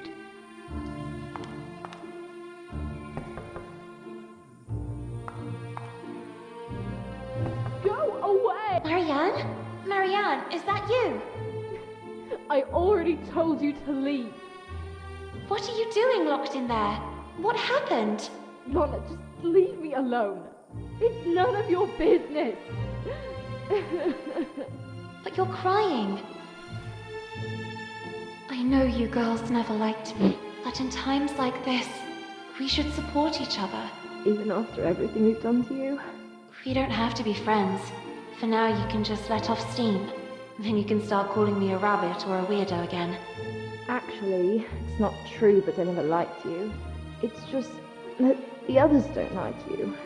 And when you're part of a group, the others expect you to act in unison. But I don't know if I'm like that. If I feel like them. I would like to make a difference. Yet I fear being marginalized. Like tonight. That slimy scoundrel. I hope he's still out there rotting. What happened? From a ridiculous briefcase, he took out a toy mouse. I think he wanted to take advantage of the opportunity to look under my skirt. I kicked that mouse so hard it must have gone down the drain.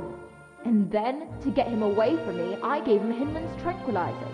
I know that not all men are the same. There are some good ones too, but then why do they expect all of us to be the same? In any case, here, in case they ever come in handy, I'll stay here a little longer. Thank you. Oh, and Lana? Yes? You're not weird at all.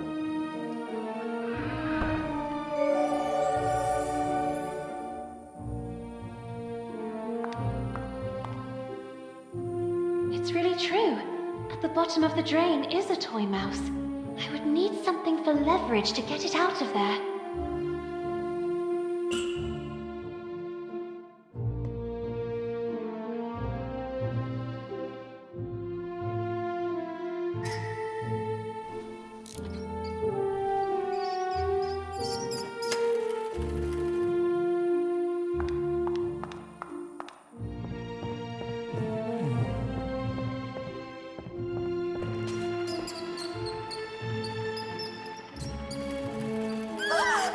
A mouse!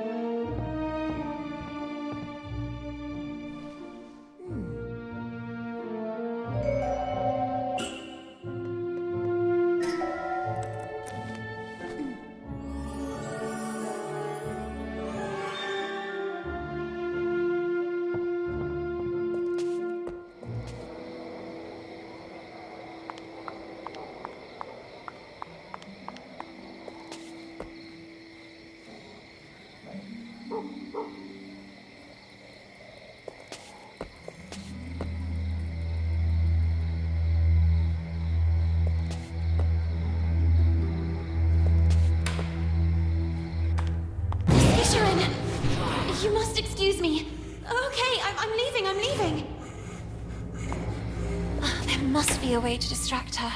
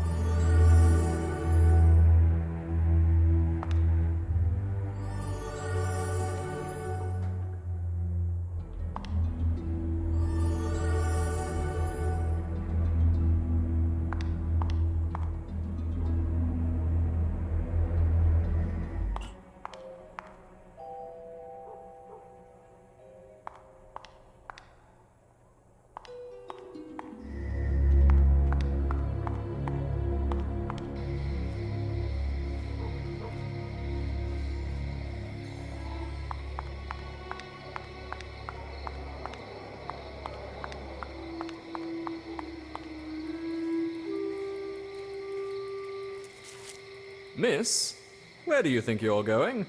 Well, I was looking for my knight of this evening, Lord DeWitt. That scoundrel DeWitt. He will certainly be in the VIP lounge. But, well, do you see this? Access is only permitted to holders of this pass, and I happen to be one of the few to have it. Do you want to know why, miss? I'm surprised you didn't get there on your own. Are you perhaps a little dumb? I'm a great seducer, among the most renowned in the country.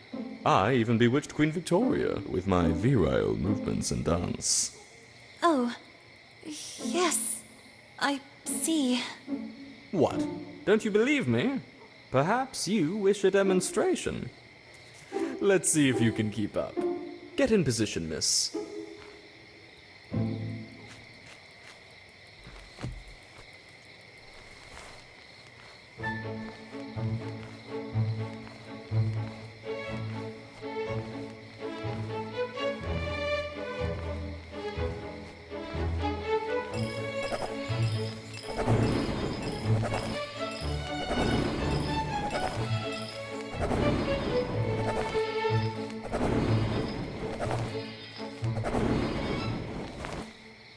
Miss, the trick is to stay fit. I don't drink that concoction of punch that others ingest. I always dilute everything with juice filled with vitamin C. And a nice slice of lemon. Now, go get me something to drink.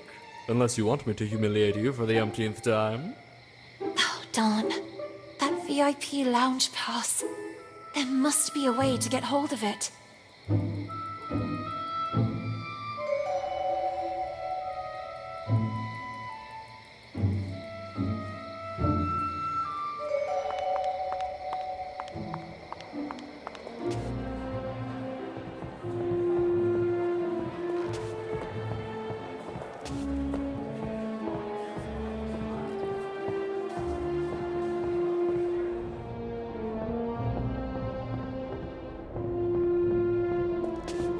Miss, yes, talking to you I am.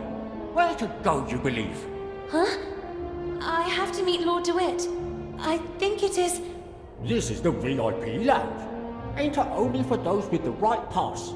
If you don't have the passing, I can't let you pass. I mean, if you don't have to leave, I can't pass. Ah, damnation. If you don't pass with the pass, I can't pass over your pass without pass. I think I understand. In short, you need the pass.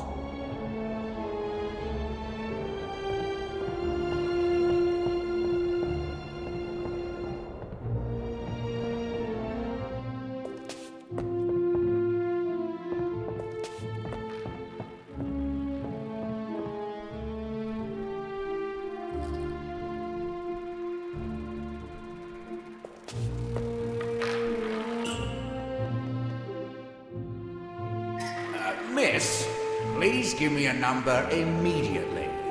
Who knows? You might bring good luck.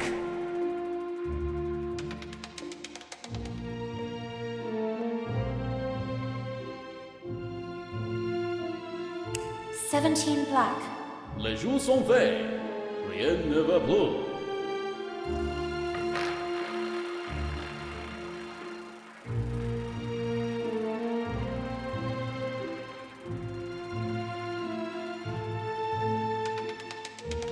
$17 black. Yes, miss. You are one lucky girl. Please take them. You deserve them.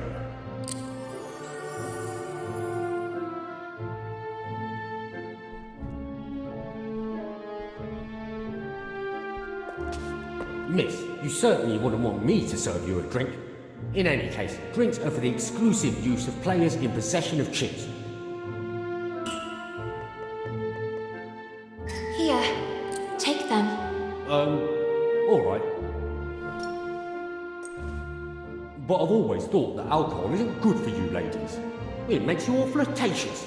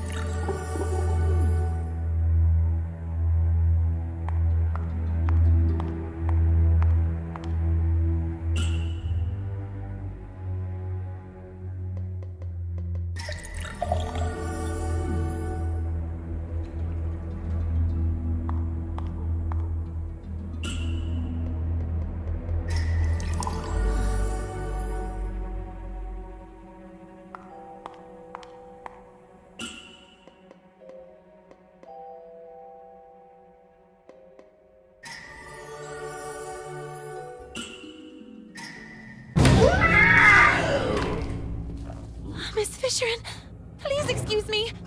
You must forgive me. I must have gotten lost and...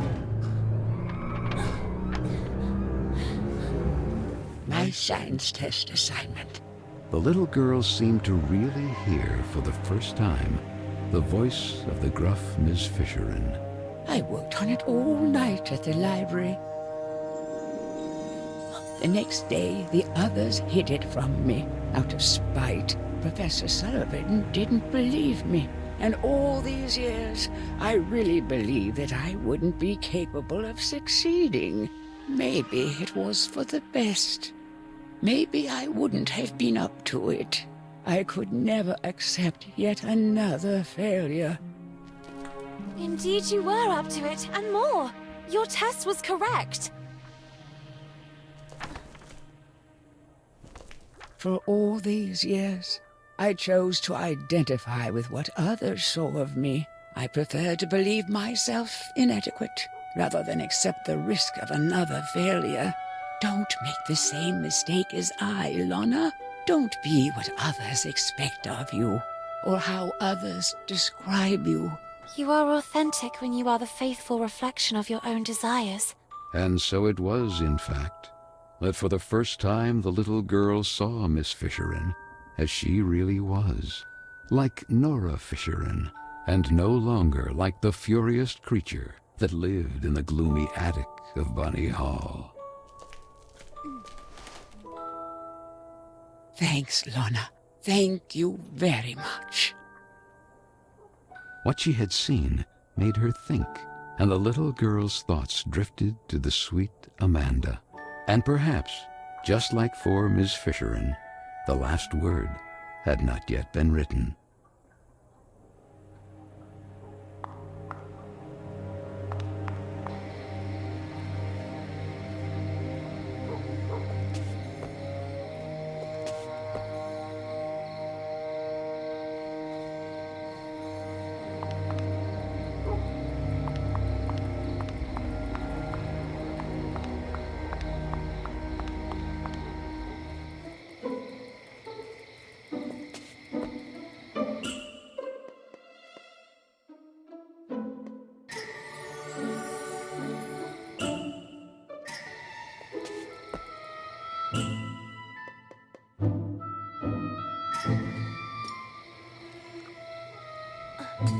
Well done, miss.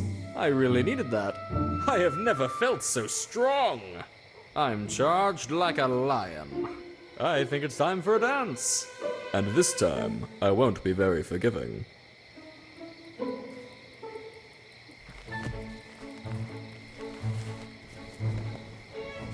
Charged. Like...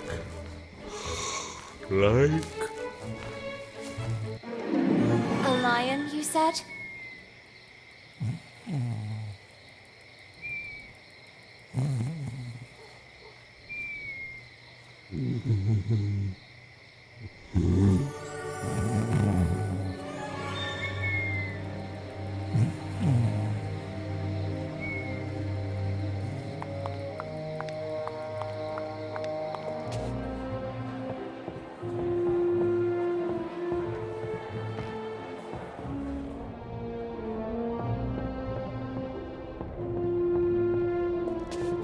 Miss, yes, talking to you I am. Where to go, you believe? Here, take it. I have a pass for the VIP lounge. I hope you'll be kind enough to let me pass. I would be very honoured to pass you to it. But I mean, you may pass.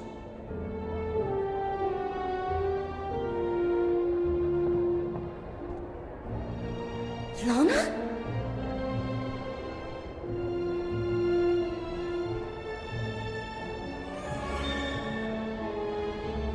Miss Benton.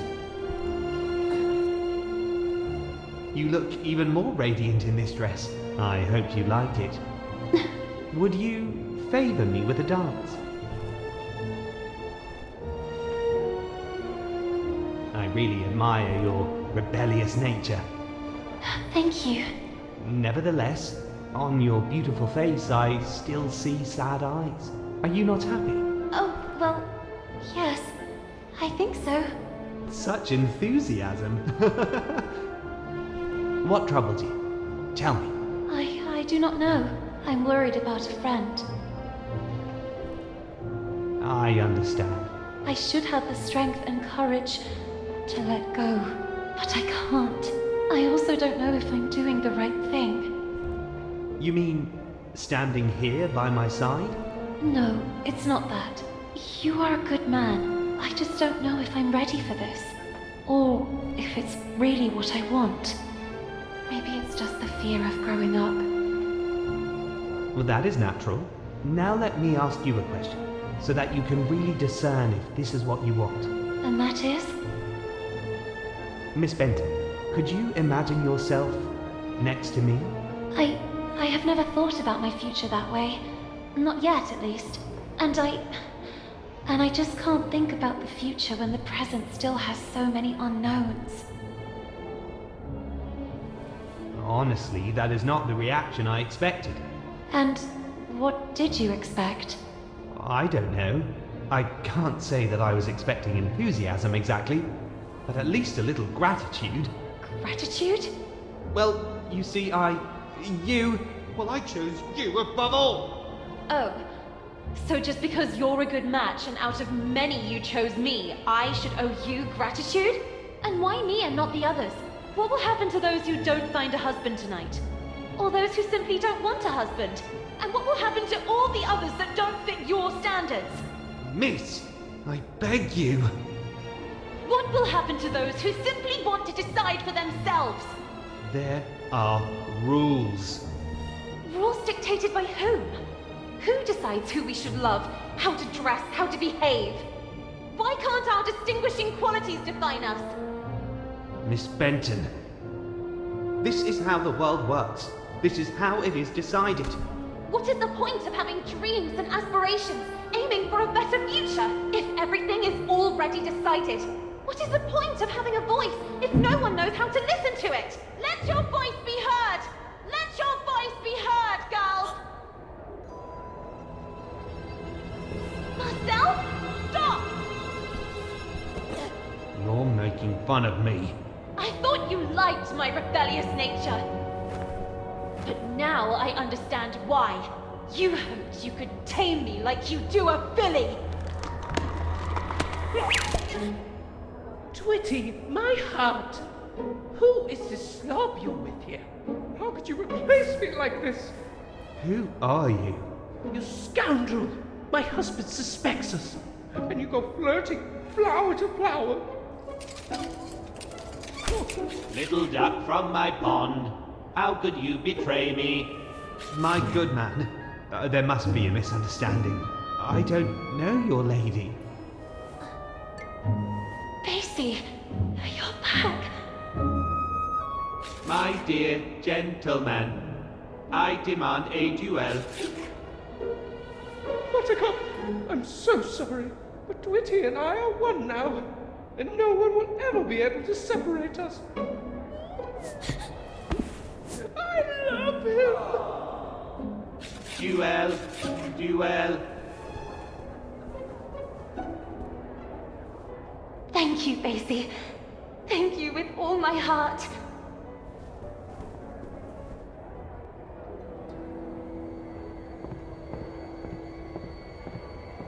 Stop, Marcel! Enough with the running away! I know everything now!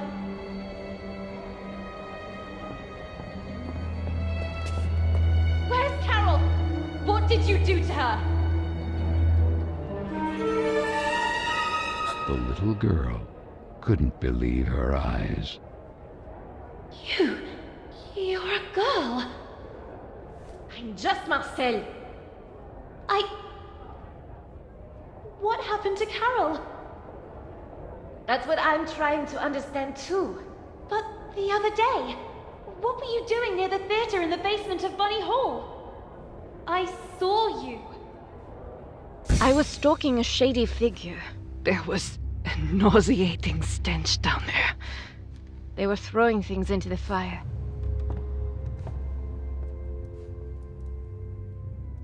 And in the midst of what looked like waste paper, I immediately recognized some of my letters. and Carole's handwriting. I was trying to get them out when suddenly I heard you coming.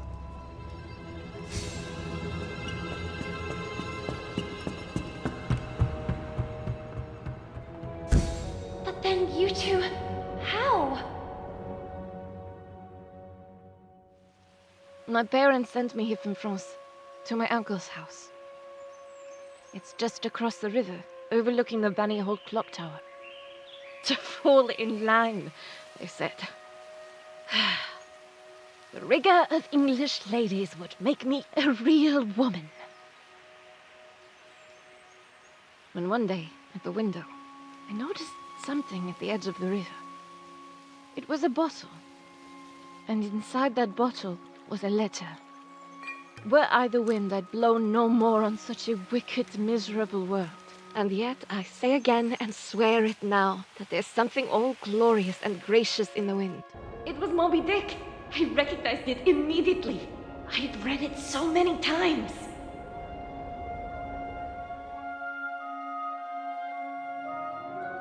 So I decided I would find out who its writer was. And so it happened that one day, on the occasion of an open door event, a reading group meeting was being held at Bunny Hall. And then, she appeared. Were I the wind, I'd blow no more on such a wicked, miserable world. And yet, I say again, and swear it now, that there's something all glorious and gracious in the wind. It was her. It was Carole.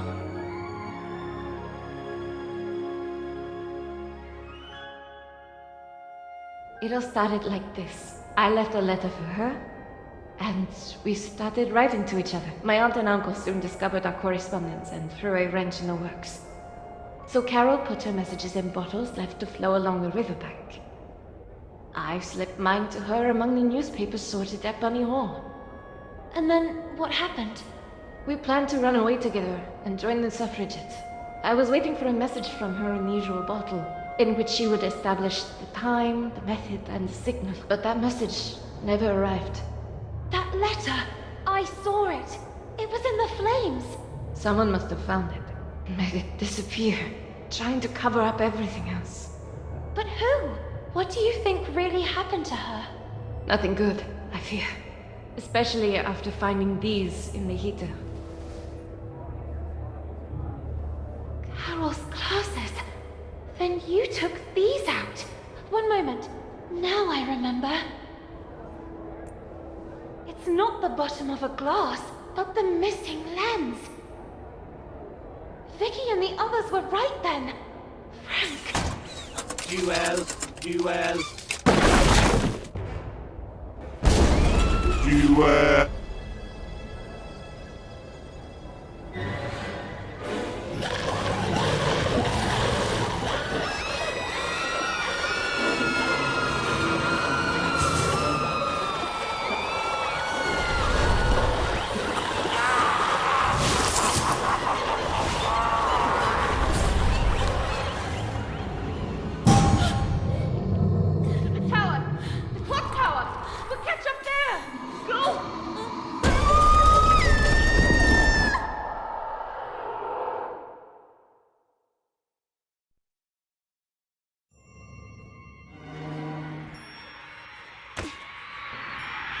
The little girl couldn't believe her eyes. Bunny Hall was in a frenzy. And Frank,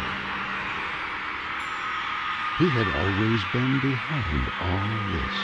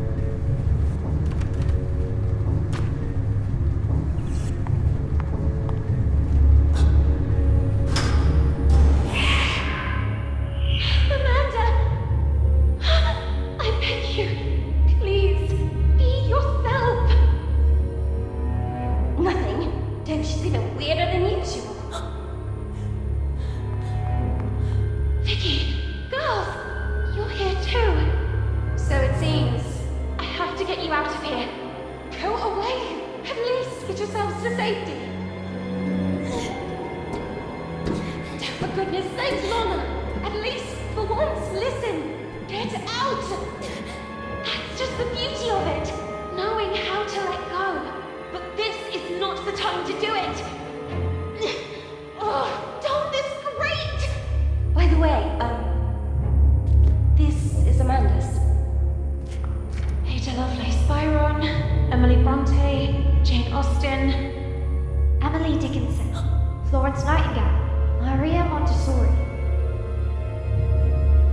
Harriet Martineau, Hypatia, Harriet Tubman, Marie Curie, Virginia Woolf, Emily Pankhurst. Amanda, you're back! I am sorry.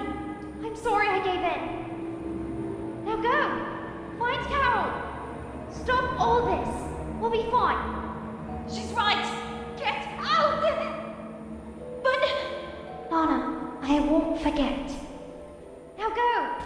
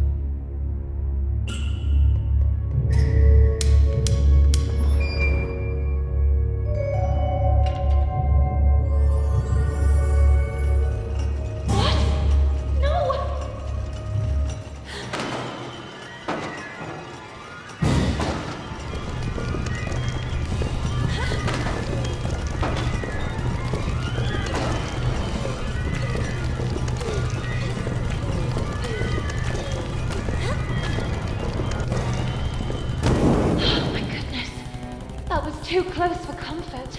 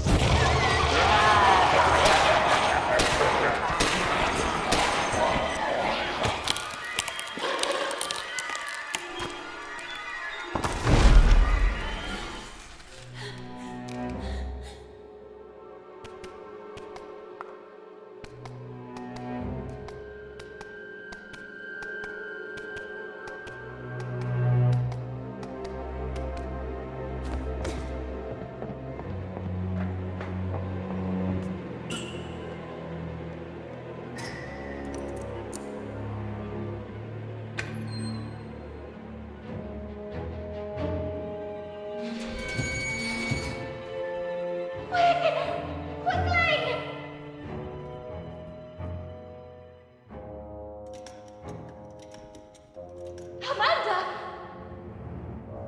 Go! Move!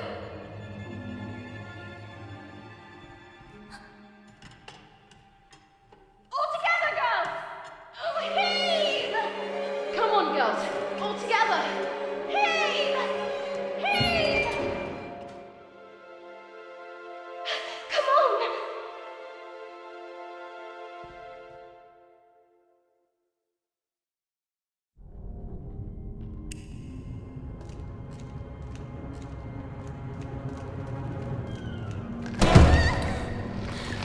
Lana! How dare you humiliate me like this? Rejecting me? You, an insignificant bimbo. You women are nothing. Nothing without us.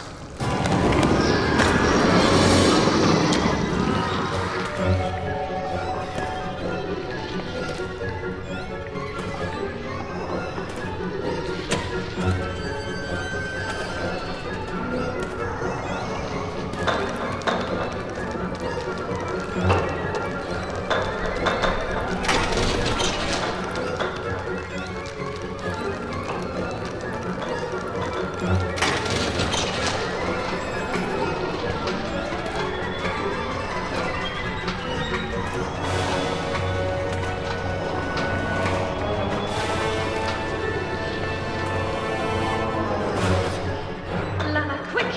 Grab the rope! I'll pull you up!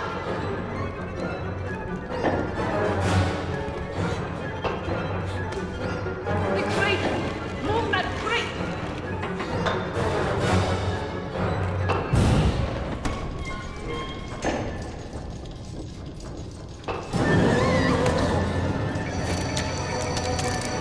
But you're not my type!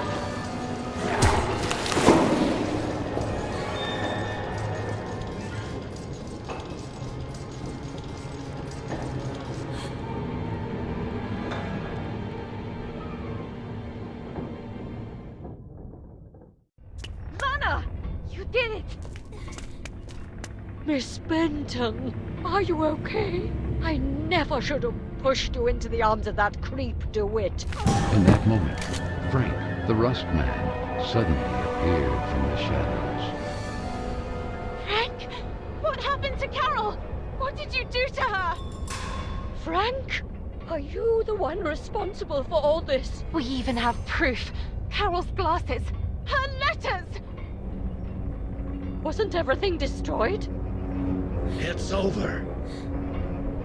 It's time to take off the mask. That night, it was you that pushed her. Who are you talking about? Now I remember. He was stalking a suspicious figure. I saw them throw things into the stove. That nauseating stench. Your old You! It was you!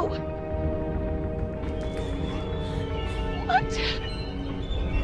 That vague and disinterested attitude of yours. I've been keeping an eye on you, you know. Why did you venture into the park late at night? Having wanted to suspend the work all this time. Since that very night. What were you hoping to find? Stop, now! The things didn't go well for you. And it was me who recovered the lens from Miss Carole's glasses.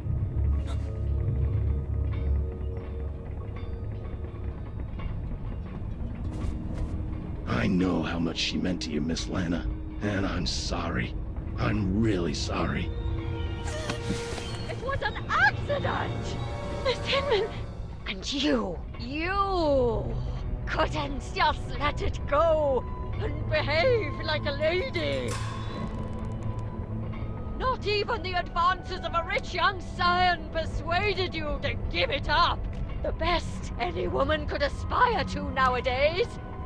I had no such opportunity, but you did, and you threw it away! Carole! Carole! Carole! Always Carole! And that other stupid girl! She went looking for trouble.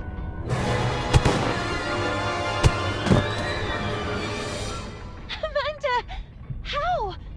It was me. I freed them. I could no longer be your accomplice. Oh! No, no, no! You don't understand. She was running away. She fell. The breach. It all happened by chance. This is why you tried to dispose of the evidence? The wind. If it hadn't been for that damned storm, I would have already recovered everything, and in time. Swept away. And who knows where all that other waste paper ended up? It's really true. There's something all glorious and gracious in the wind. You have to understand me. If the matter had come to light, goodbye to the corporate collective. Goodbye to all this. All this? Do you really believe that all this is what we really want? Reduced to slaughter animals? Locked in cages?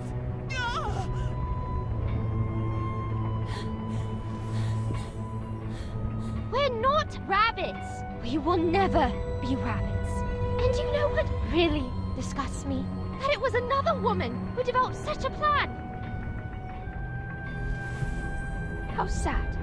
You will remain a tiny and insignificant stain of ink used to write about great women who actually changed history. You, on the other hand, history will forget about you.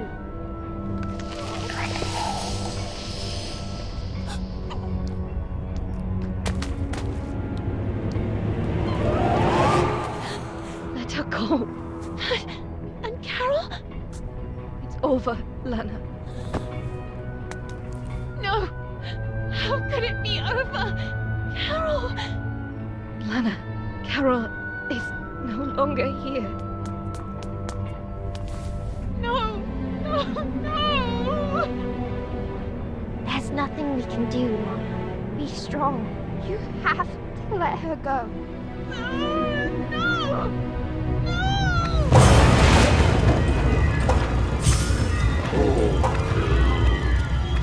So small and inadequate that you can't even accept it. When will you learn that every action has a weight and a consequence? You really have no intention of growing up. You don't accept that time passes inexorably. You continue clinging to the past like a parasite. So that's what you want.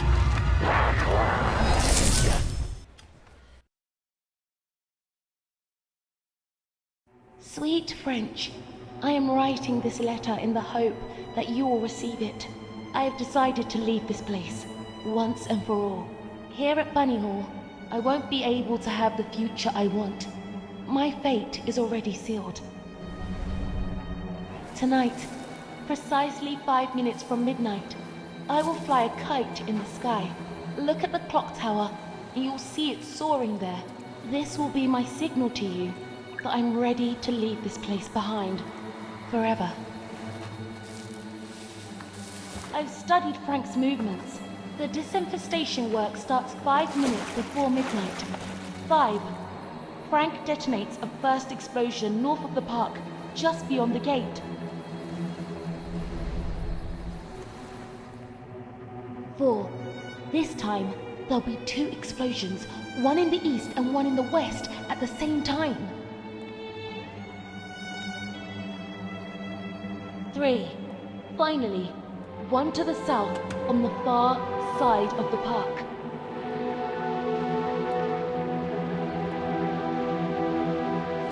2. The charges will cease for just 2 minutes. Meanwhile, as Frank makes his way towards the gate that from the park leads back to Bunny Hall, it will remain open.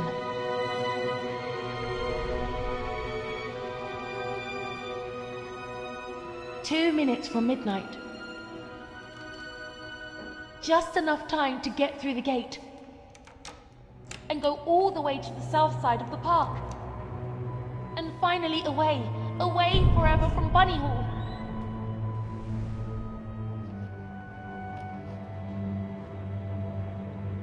1.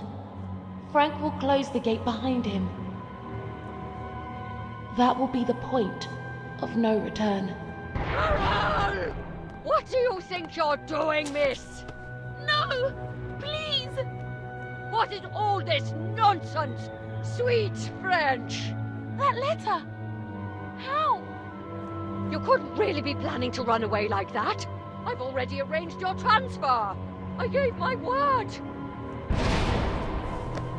I beg you! You are grounded, young lady. And thank the heavens that I figured all this out just in time. Enough now. Come back immediately. I won't say it twice. I beg you! Let me go! You are a disgrace! No!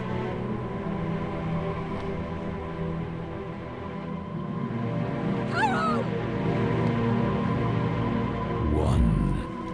It was too late. Frank had already begun to lock the gate leading to the park. No! No! Carole! Stop immediately! Leave me alone! Damn you, Carole! That's dangerous! Come back immediately!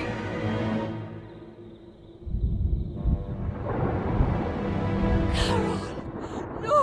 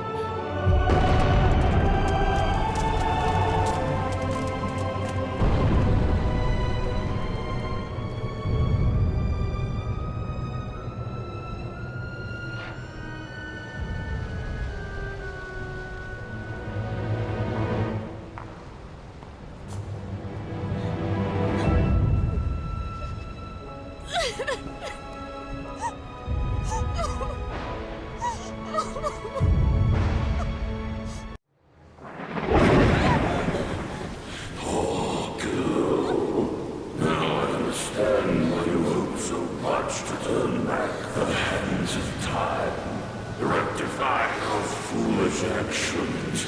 No! No! I couldn't have known things would end up like this! If only you allowed the letter to reach Marcel's hands. Instead, you condemned Carole forever. No! It's not true! I didn't want to! You can't change what has been. And now, could you finally remember Carole was destroyed forever? That night, oh, how you hoped you would bring things back. And that's where time stopped. And that reach for that imaginary kingdom of yours. My dear, it's all thanks to you. What more do you want? You, Carole, regardless of its status, the kingdom is still yours by right. Grant me, Carole, legitimately, and I will give you the gift you desire most of all. And what would that be? Let all of this never happen.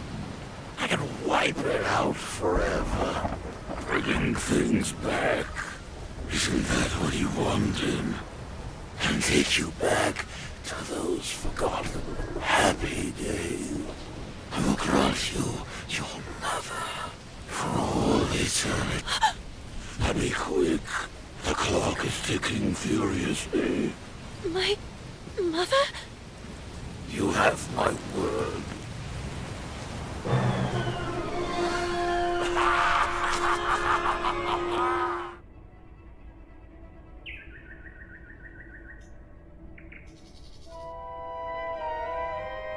The little girl came too.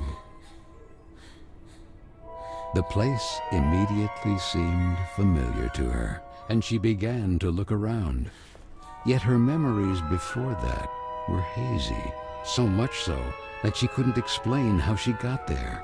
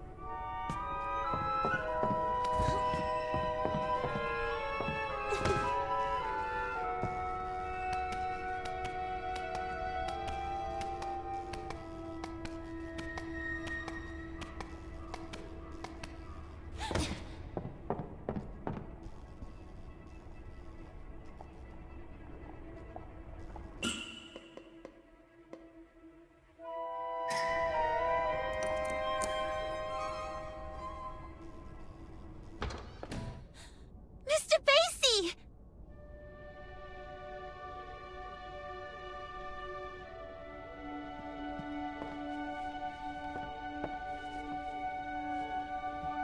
Mr. Basie! I remember you.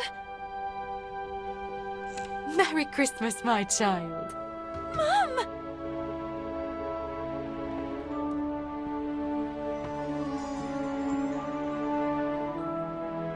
I knew you would remember him. You wouldn't leave him when you were little. Do you like his new outfit? Now he's a real English lord. I didn't have time to finish his umbrella. I had to sew his head back on. Last time you almost tore him to pieces. But he's magical, so he came out almost unscathed. Magical? Do you think he can fly? Only if you want him to. Then he has superpowers! At your service, princess. Do you think he can also heal you? Lana.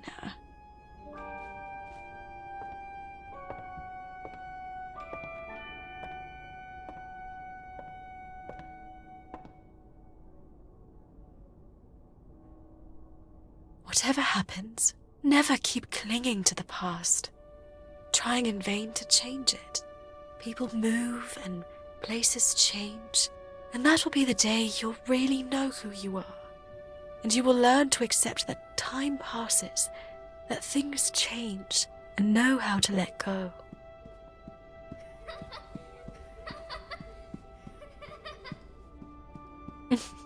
And when you least expect it, you will see me in every choice you make, in the smallest gesture.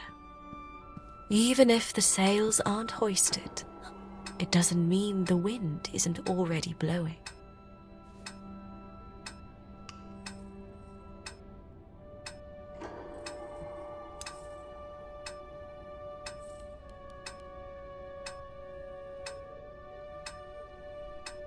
But wait a second.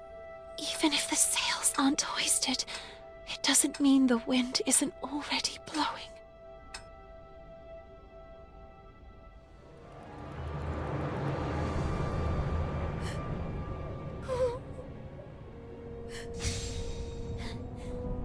Let me go! Miss Benton, you must come with us. No, please! Mom! The umbrella is not finished yet! Miss, it's too late, and you should accept it.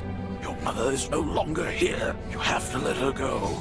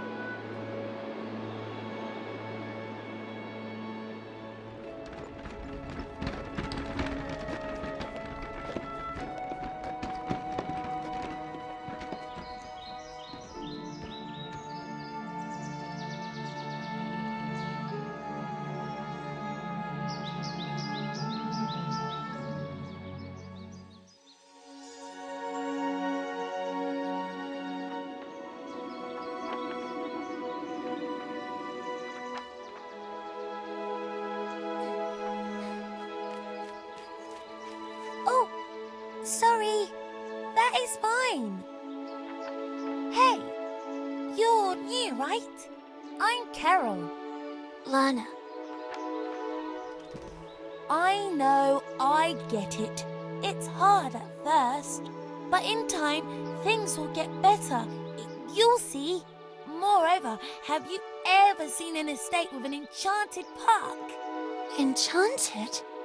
Oh, yes, Carola. It's full of trees, roses, and cute rabbits. Come on, then. Follow me. I'll show you.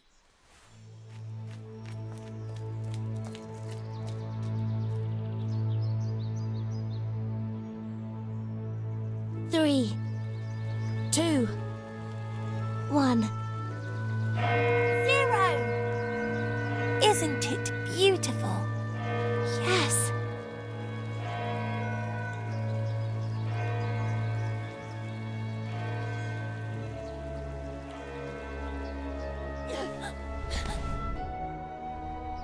My sweet Lana, I have to go, please. Let me go. No. I cannot. No. I can't accept feeling that cold emptiness in my heart again. I don't want to have to forget your face too.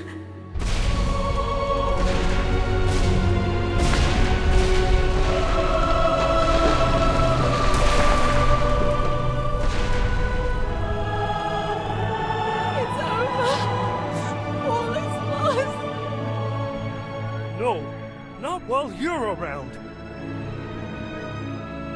But what could I possibly... People go, places change. One day you'll learn to accept it. And that will be the day you really know who you are. And that day is today.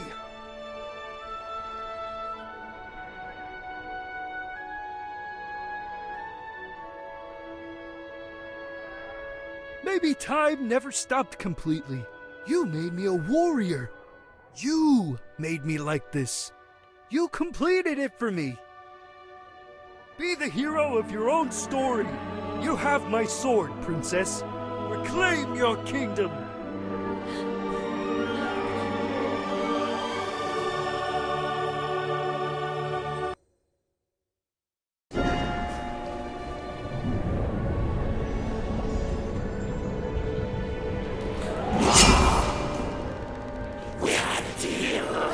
Well said. We had. I was wrong to allow you to corrupt the memories of a kingdom that I myself created, and in which I took refuge, as if in an eggshell, unable to accept my actions, or that time passes whether you wanted to or not. But you missed a detail, Mr. Keen. That would be...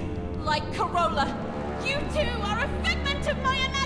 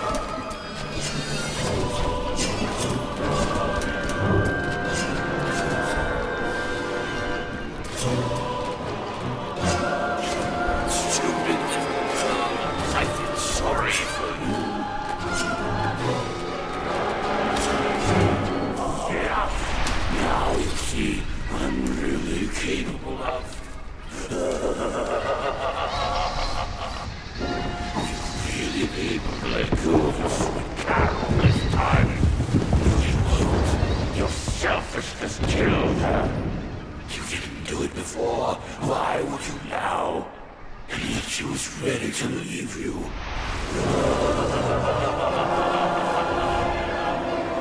Let time stop then. May it stop forever.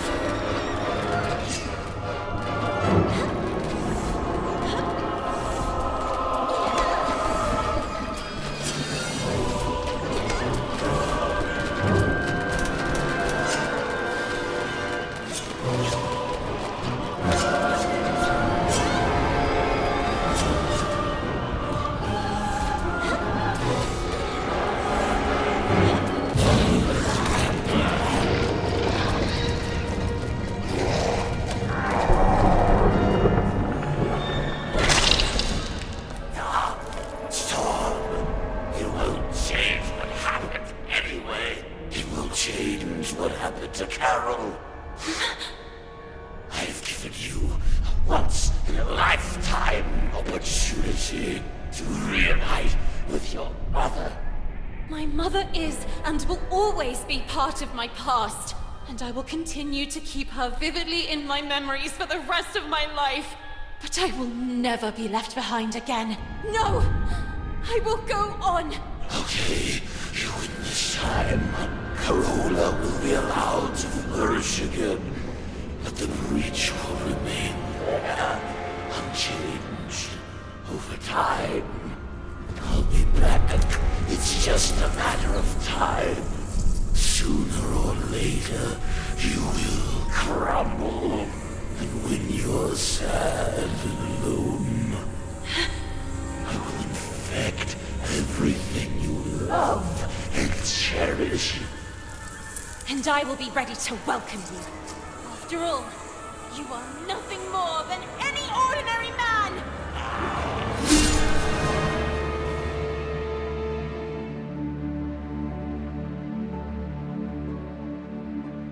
Why do I feel like I'm reliving a moment I've already lived?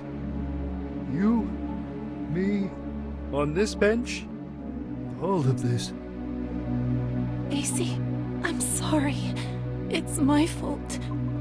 Carola, it's too late. It's never too late. Look, there is no seed that goes to waste.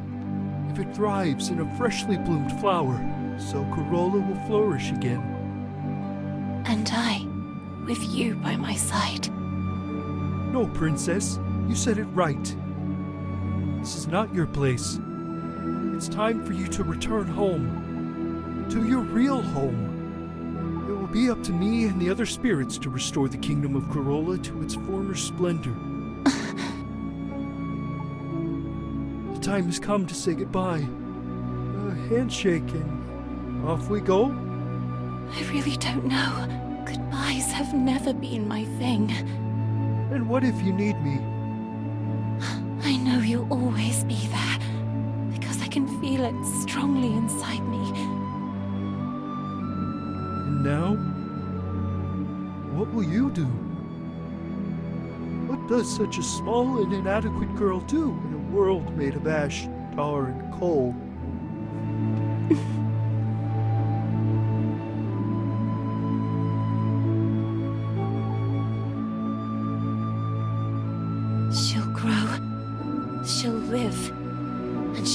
her voice heard loudly. I leave to you, my shining soldier, the task of rebuilding Carola. Lord Basie, Prince of Carola. Me? A prince? Thanks, my friend. Thank you for everything.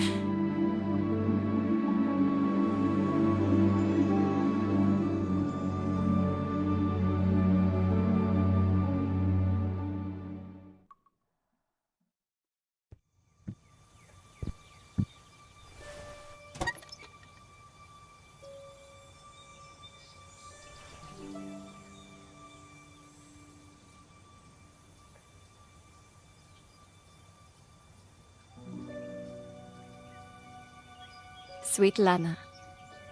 This is Marcel. I'm just arrived in London.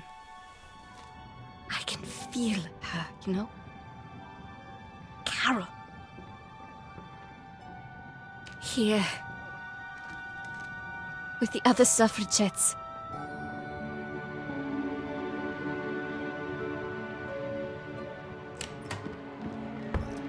Ready?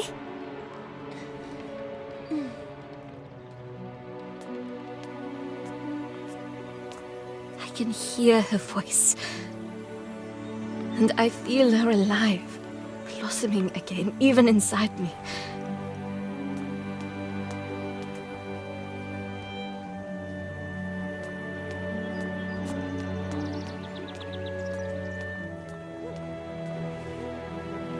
It really is true. There is no seed that goes to waste if it thrives in a freshly bloomed flower.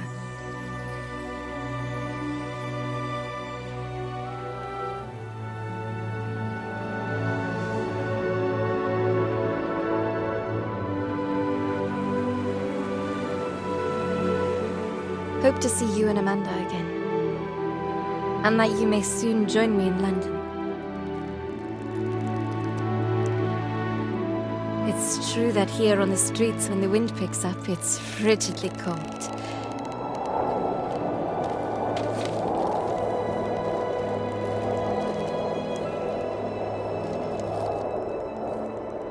And yet, I say again and swear it now, that there's something all glorious and gracious in the wind.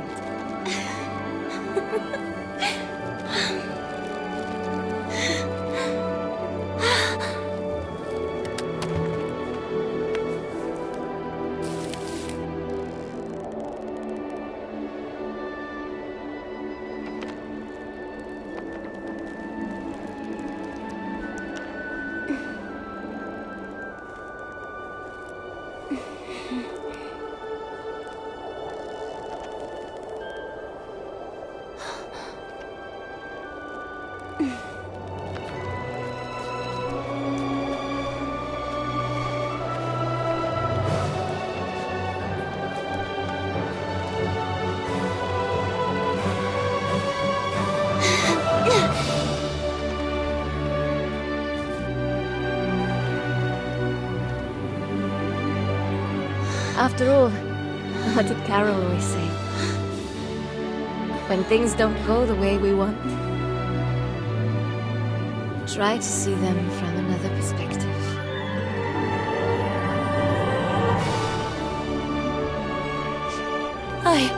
Sweet Carole.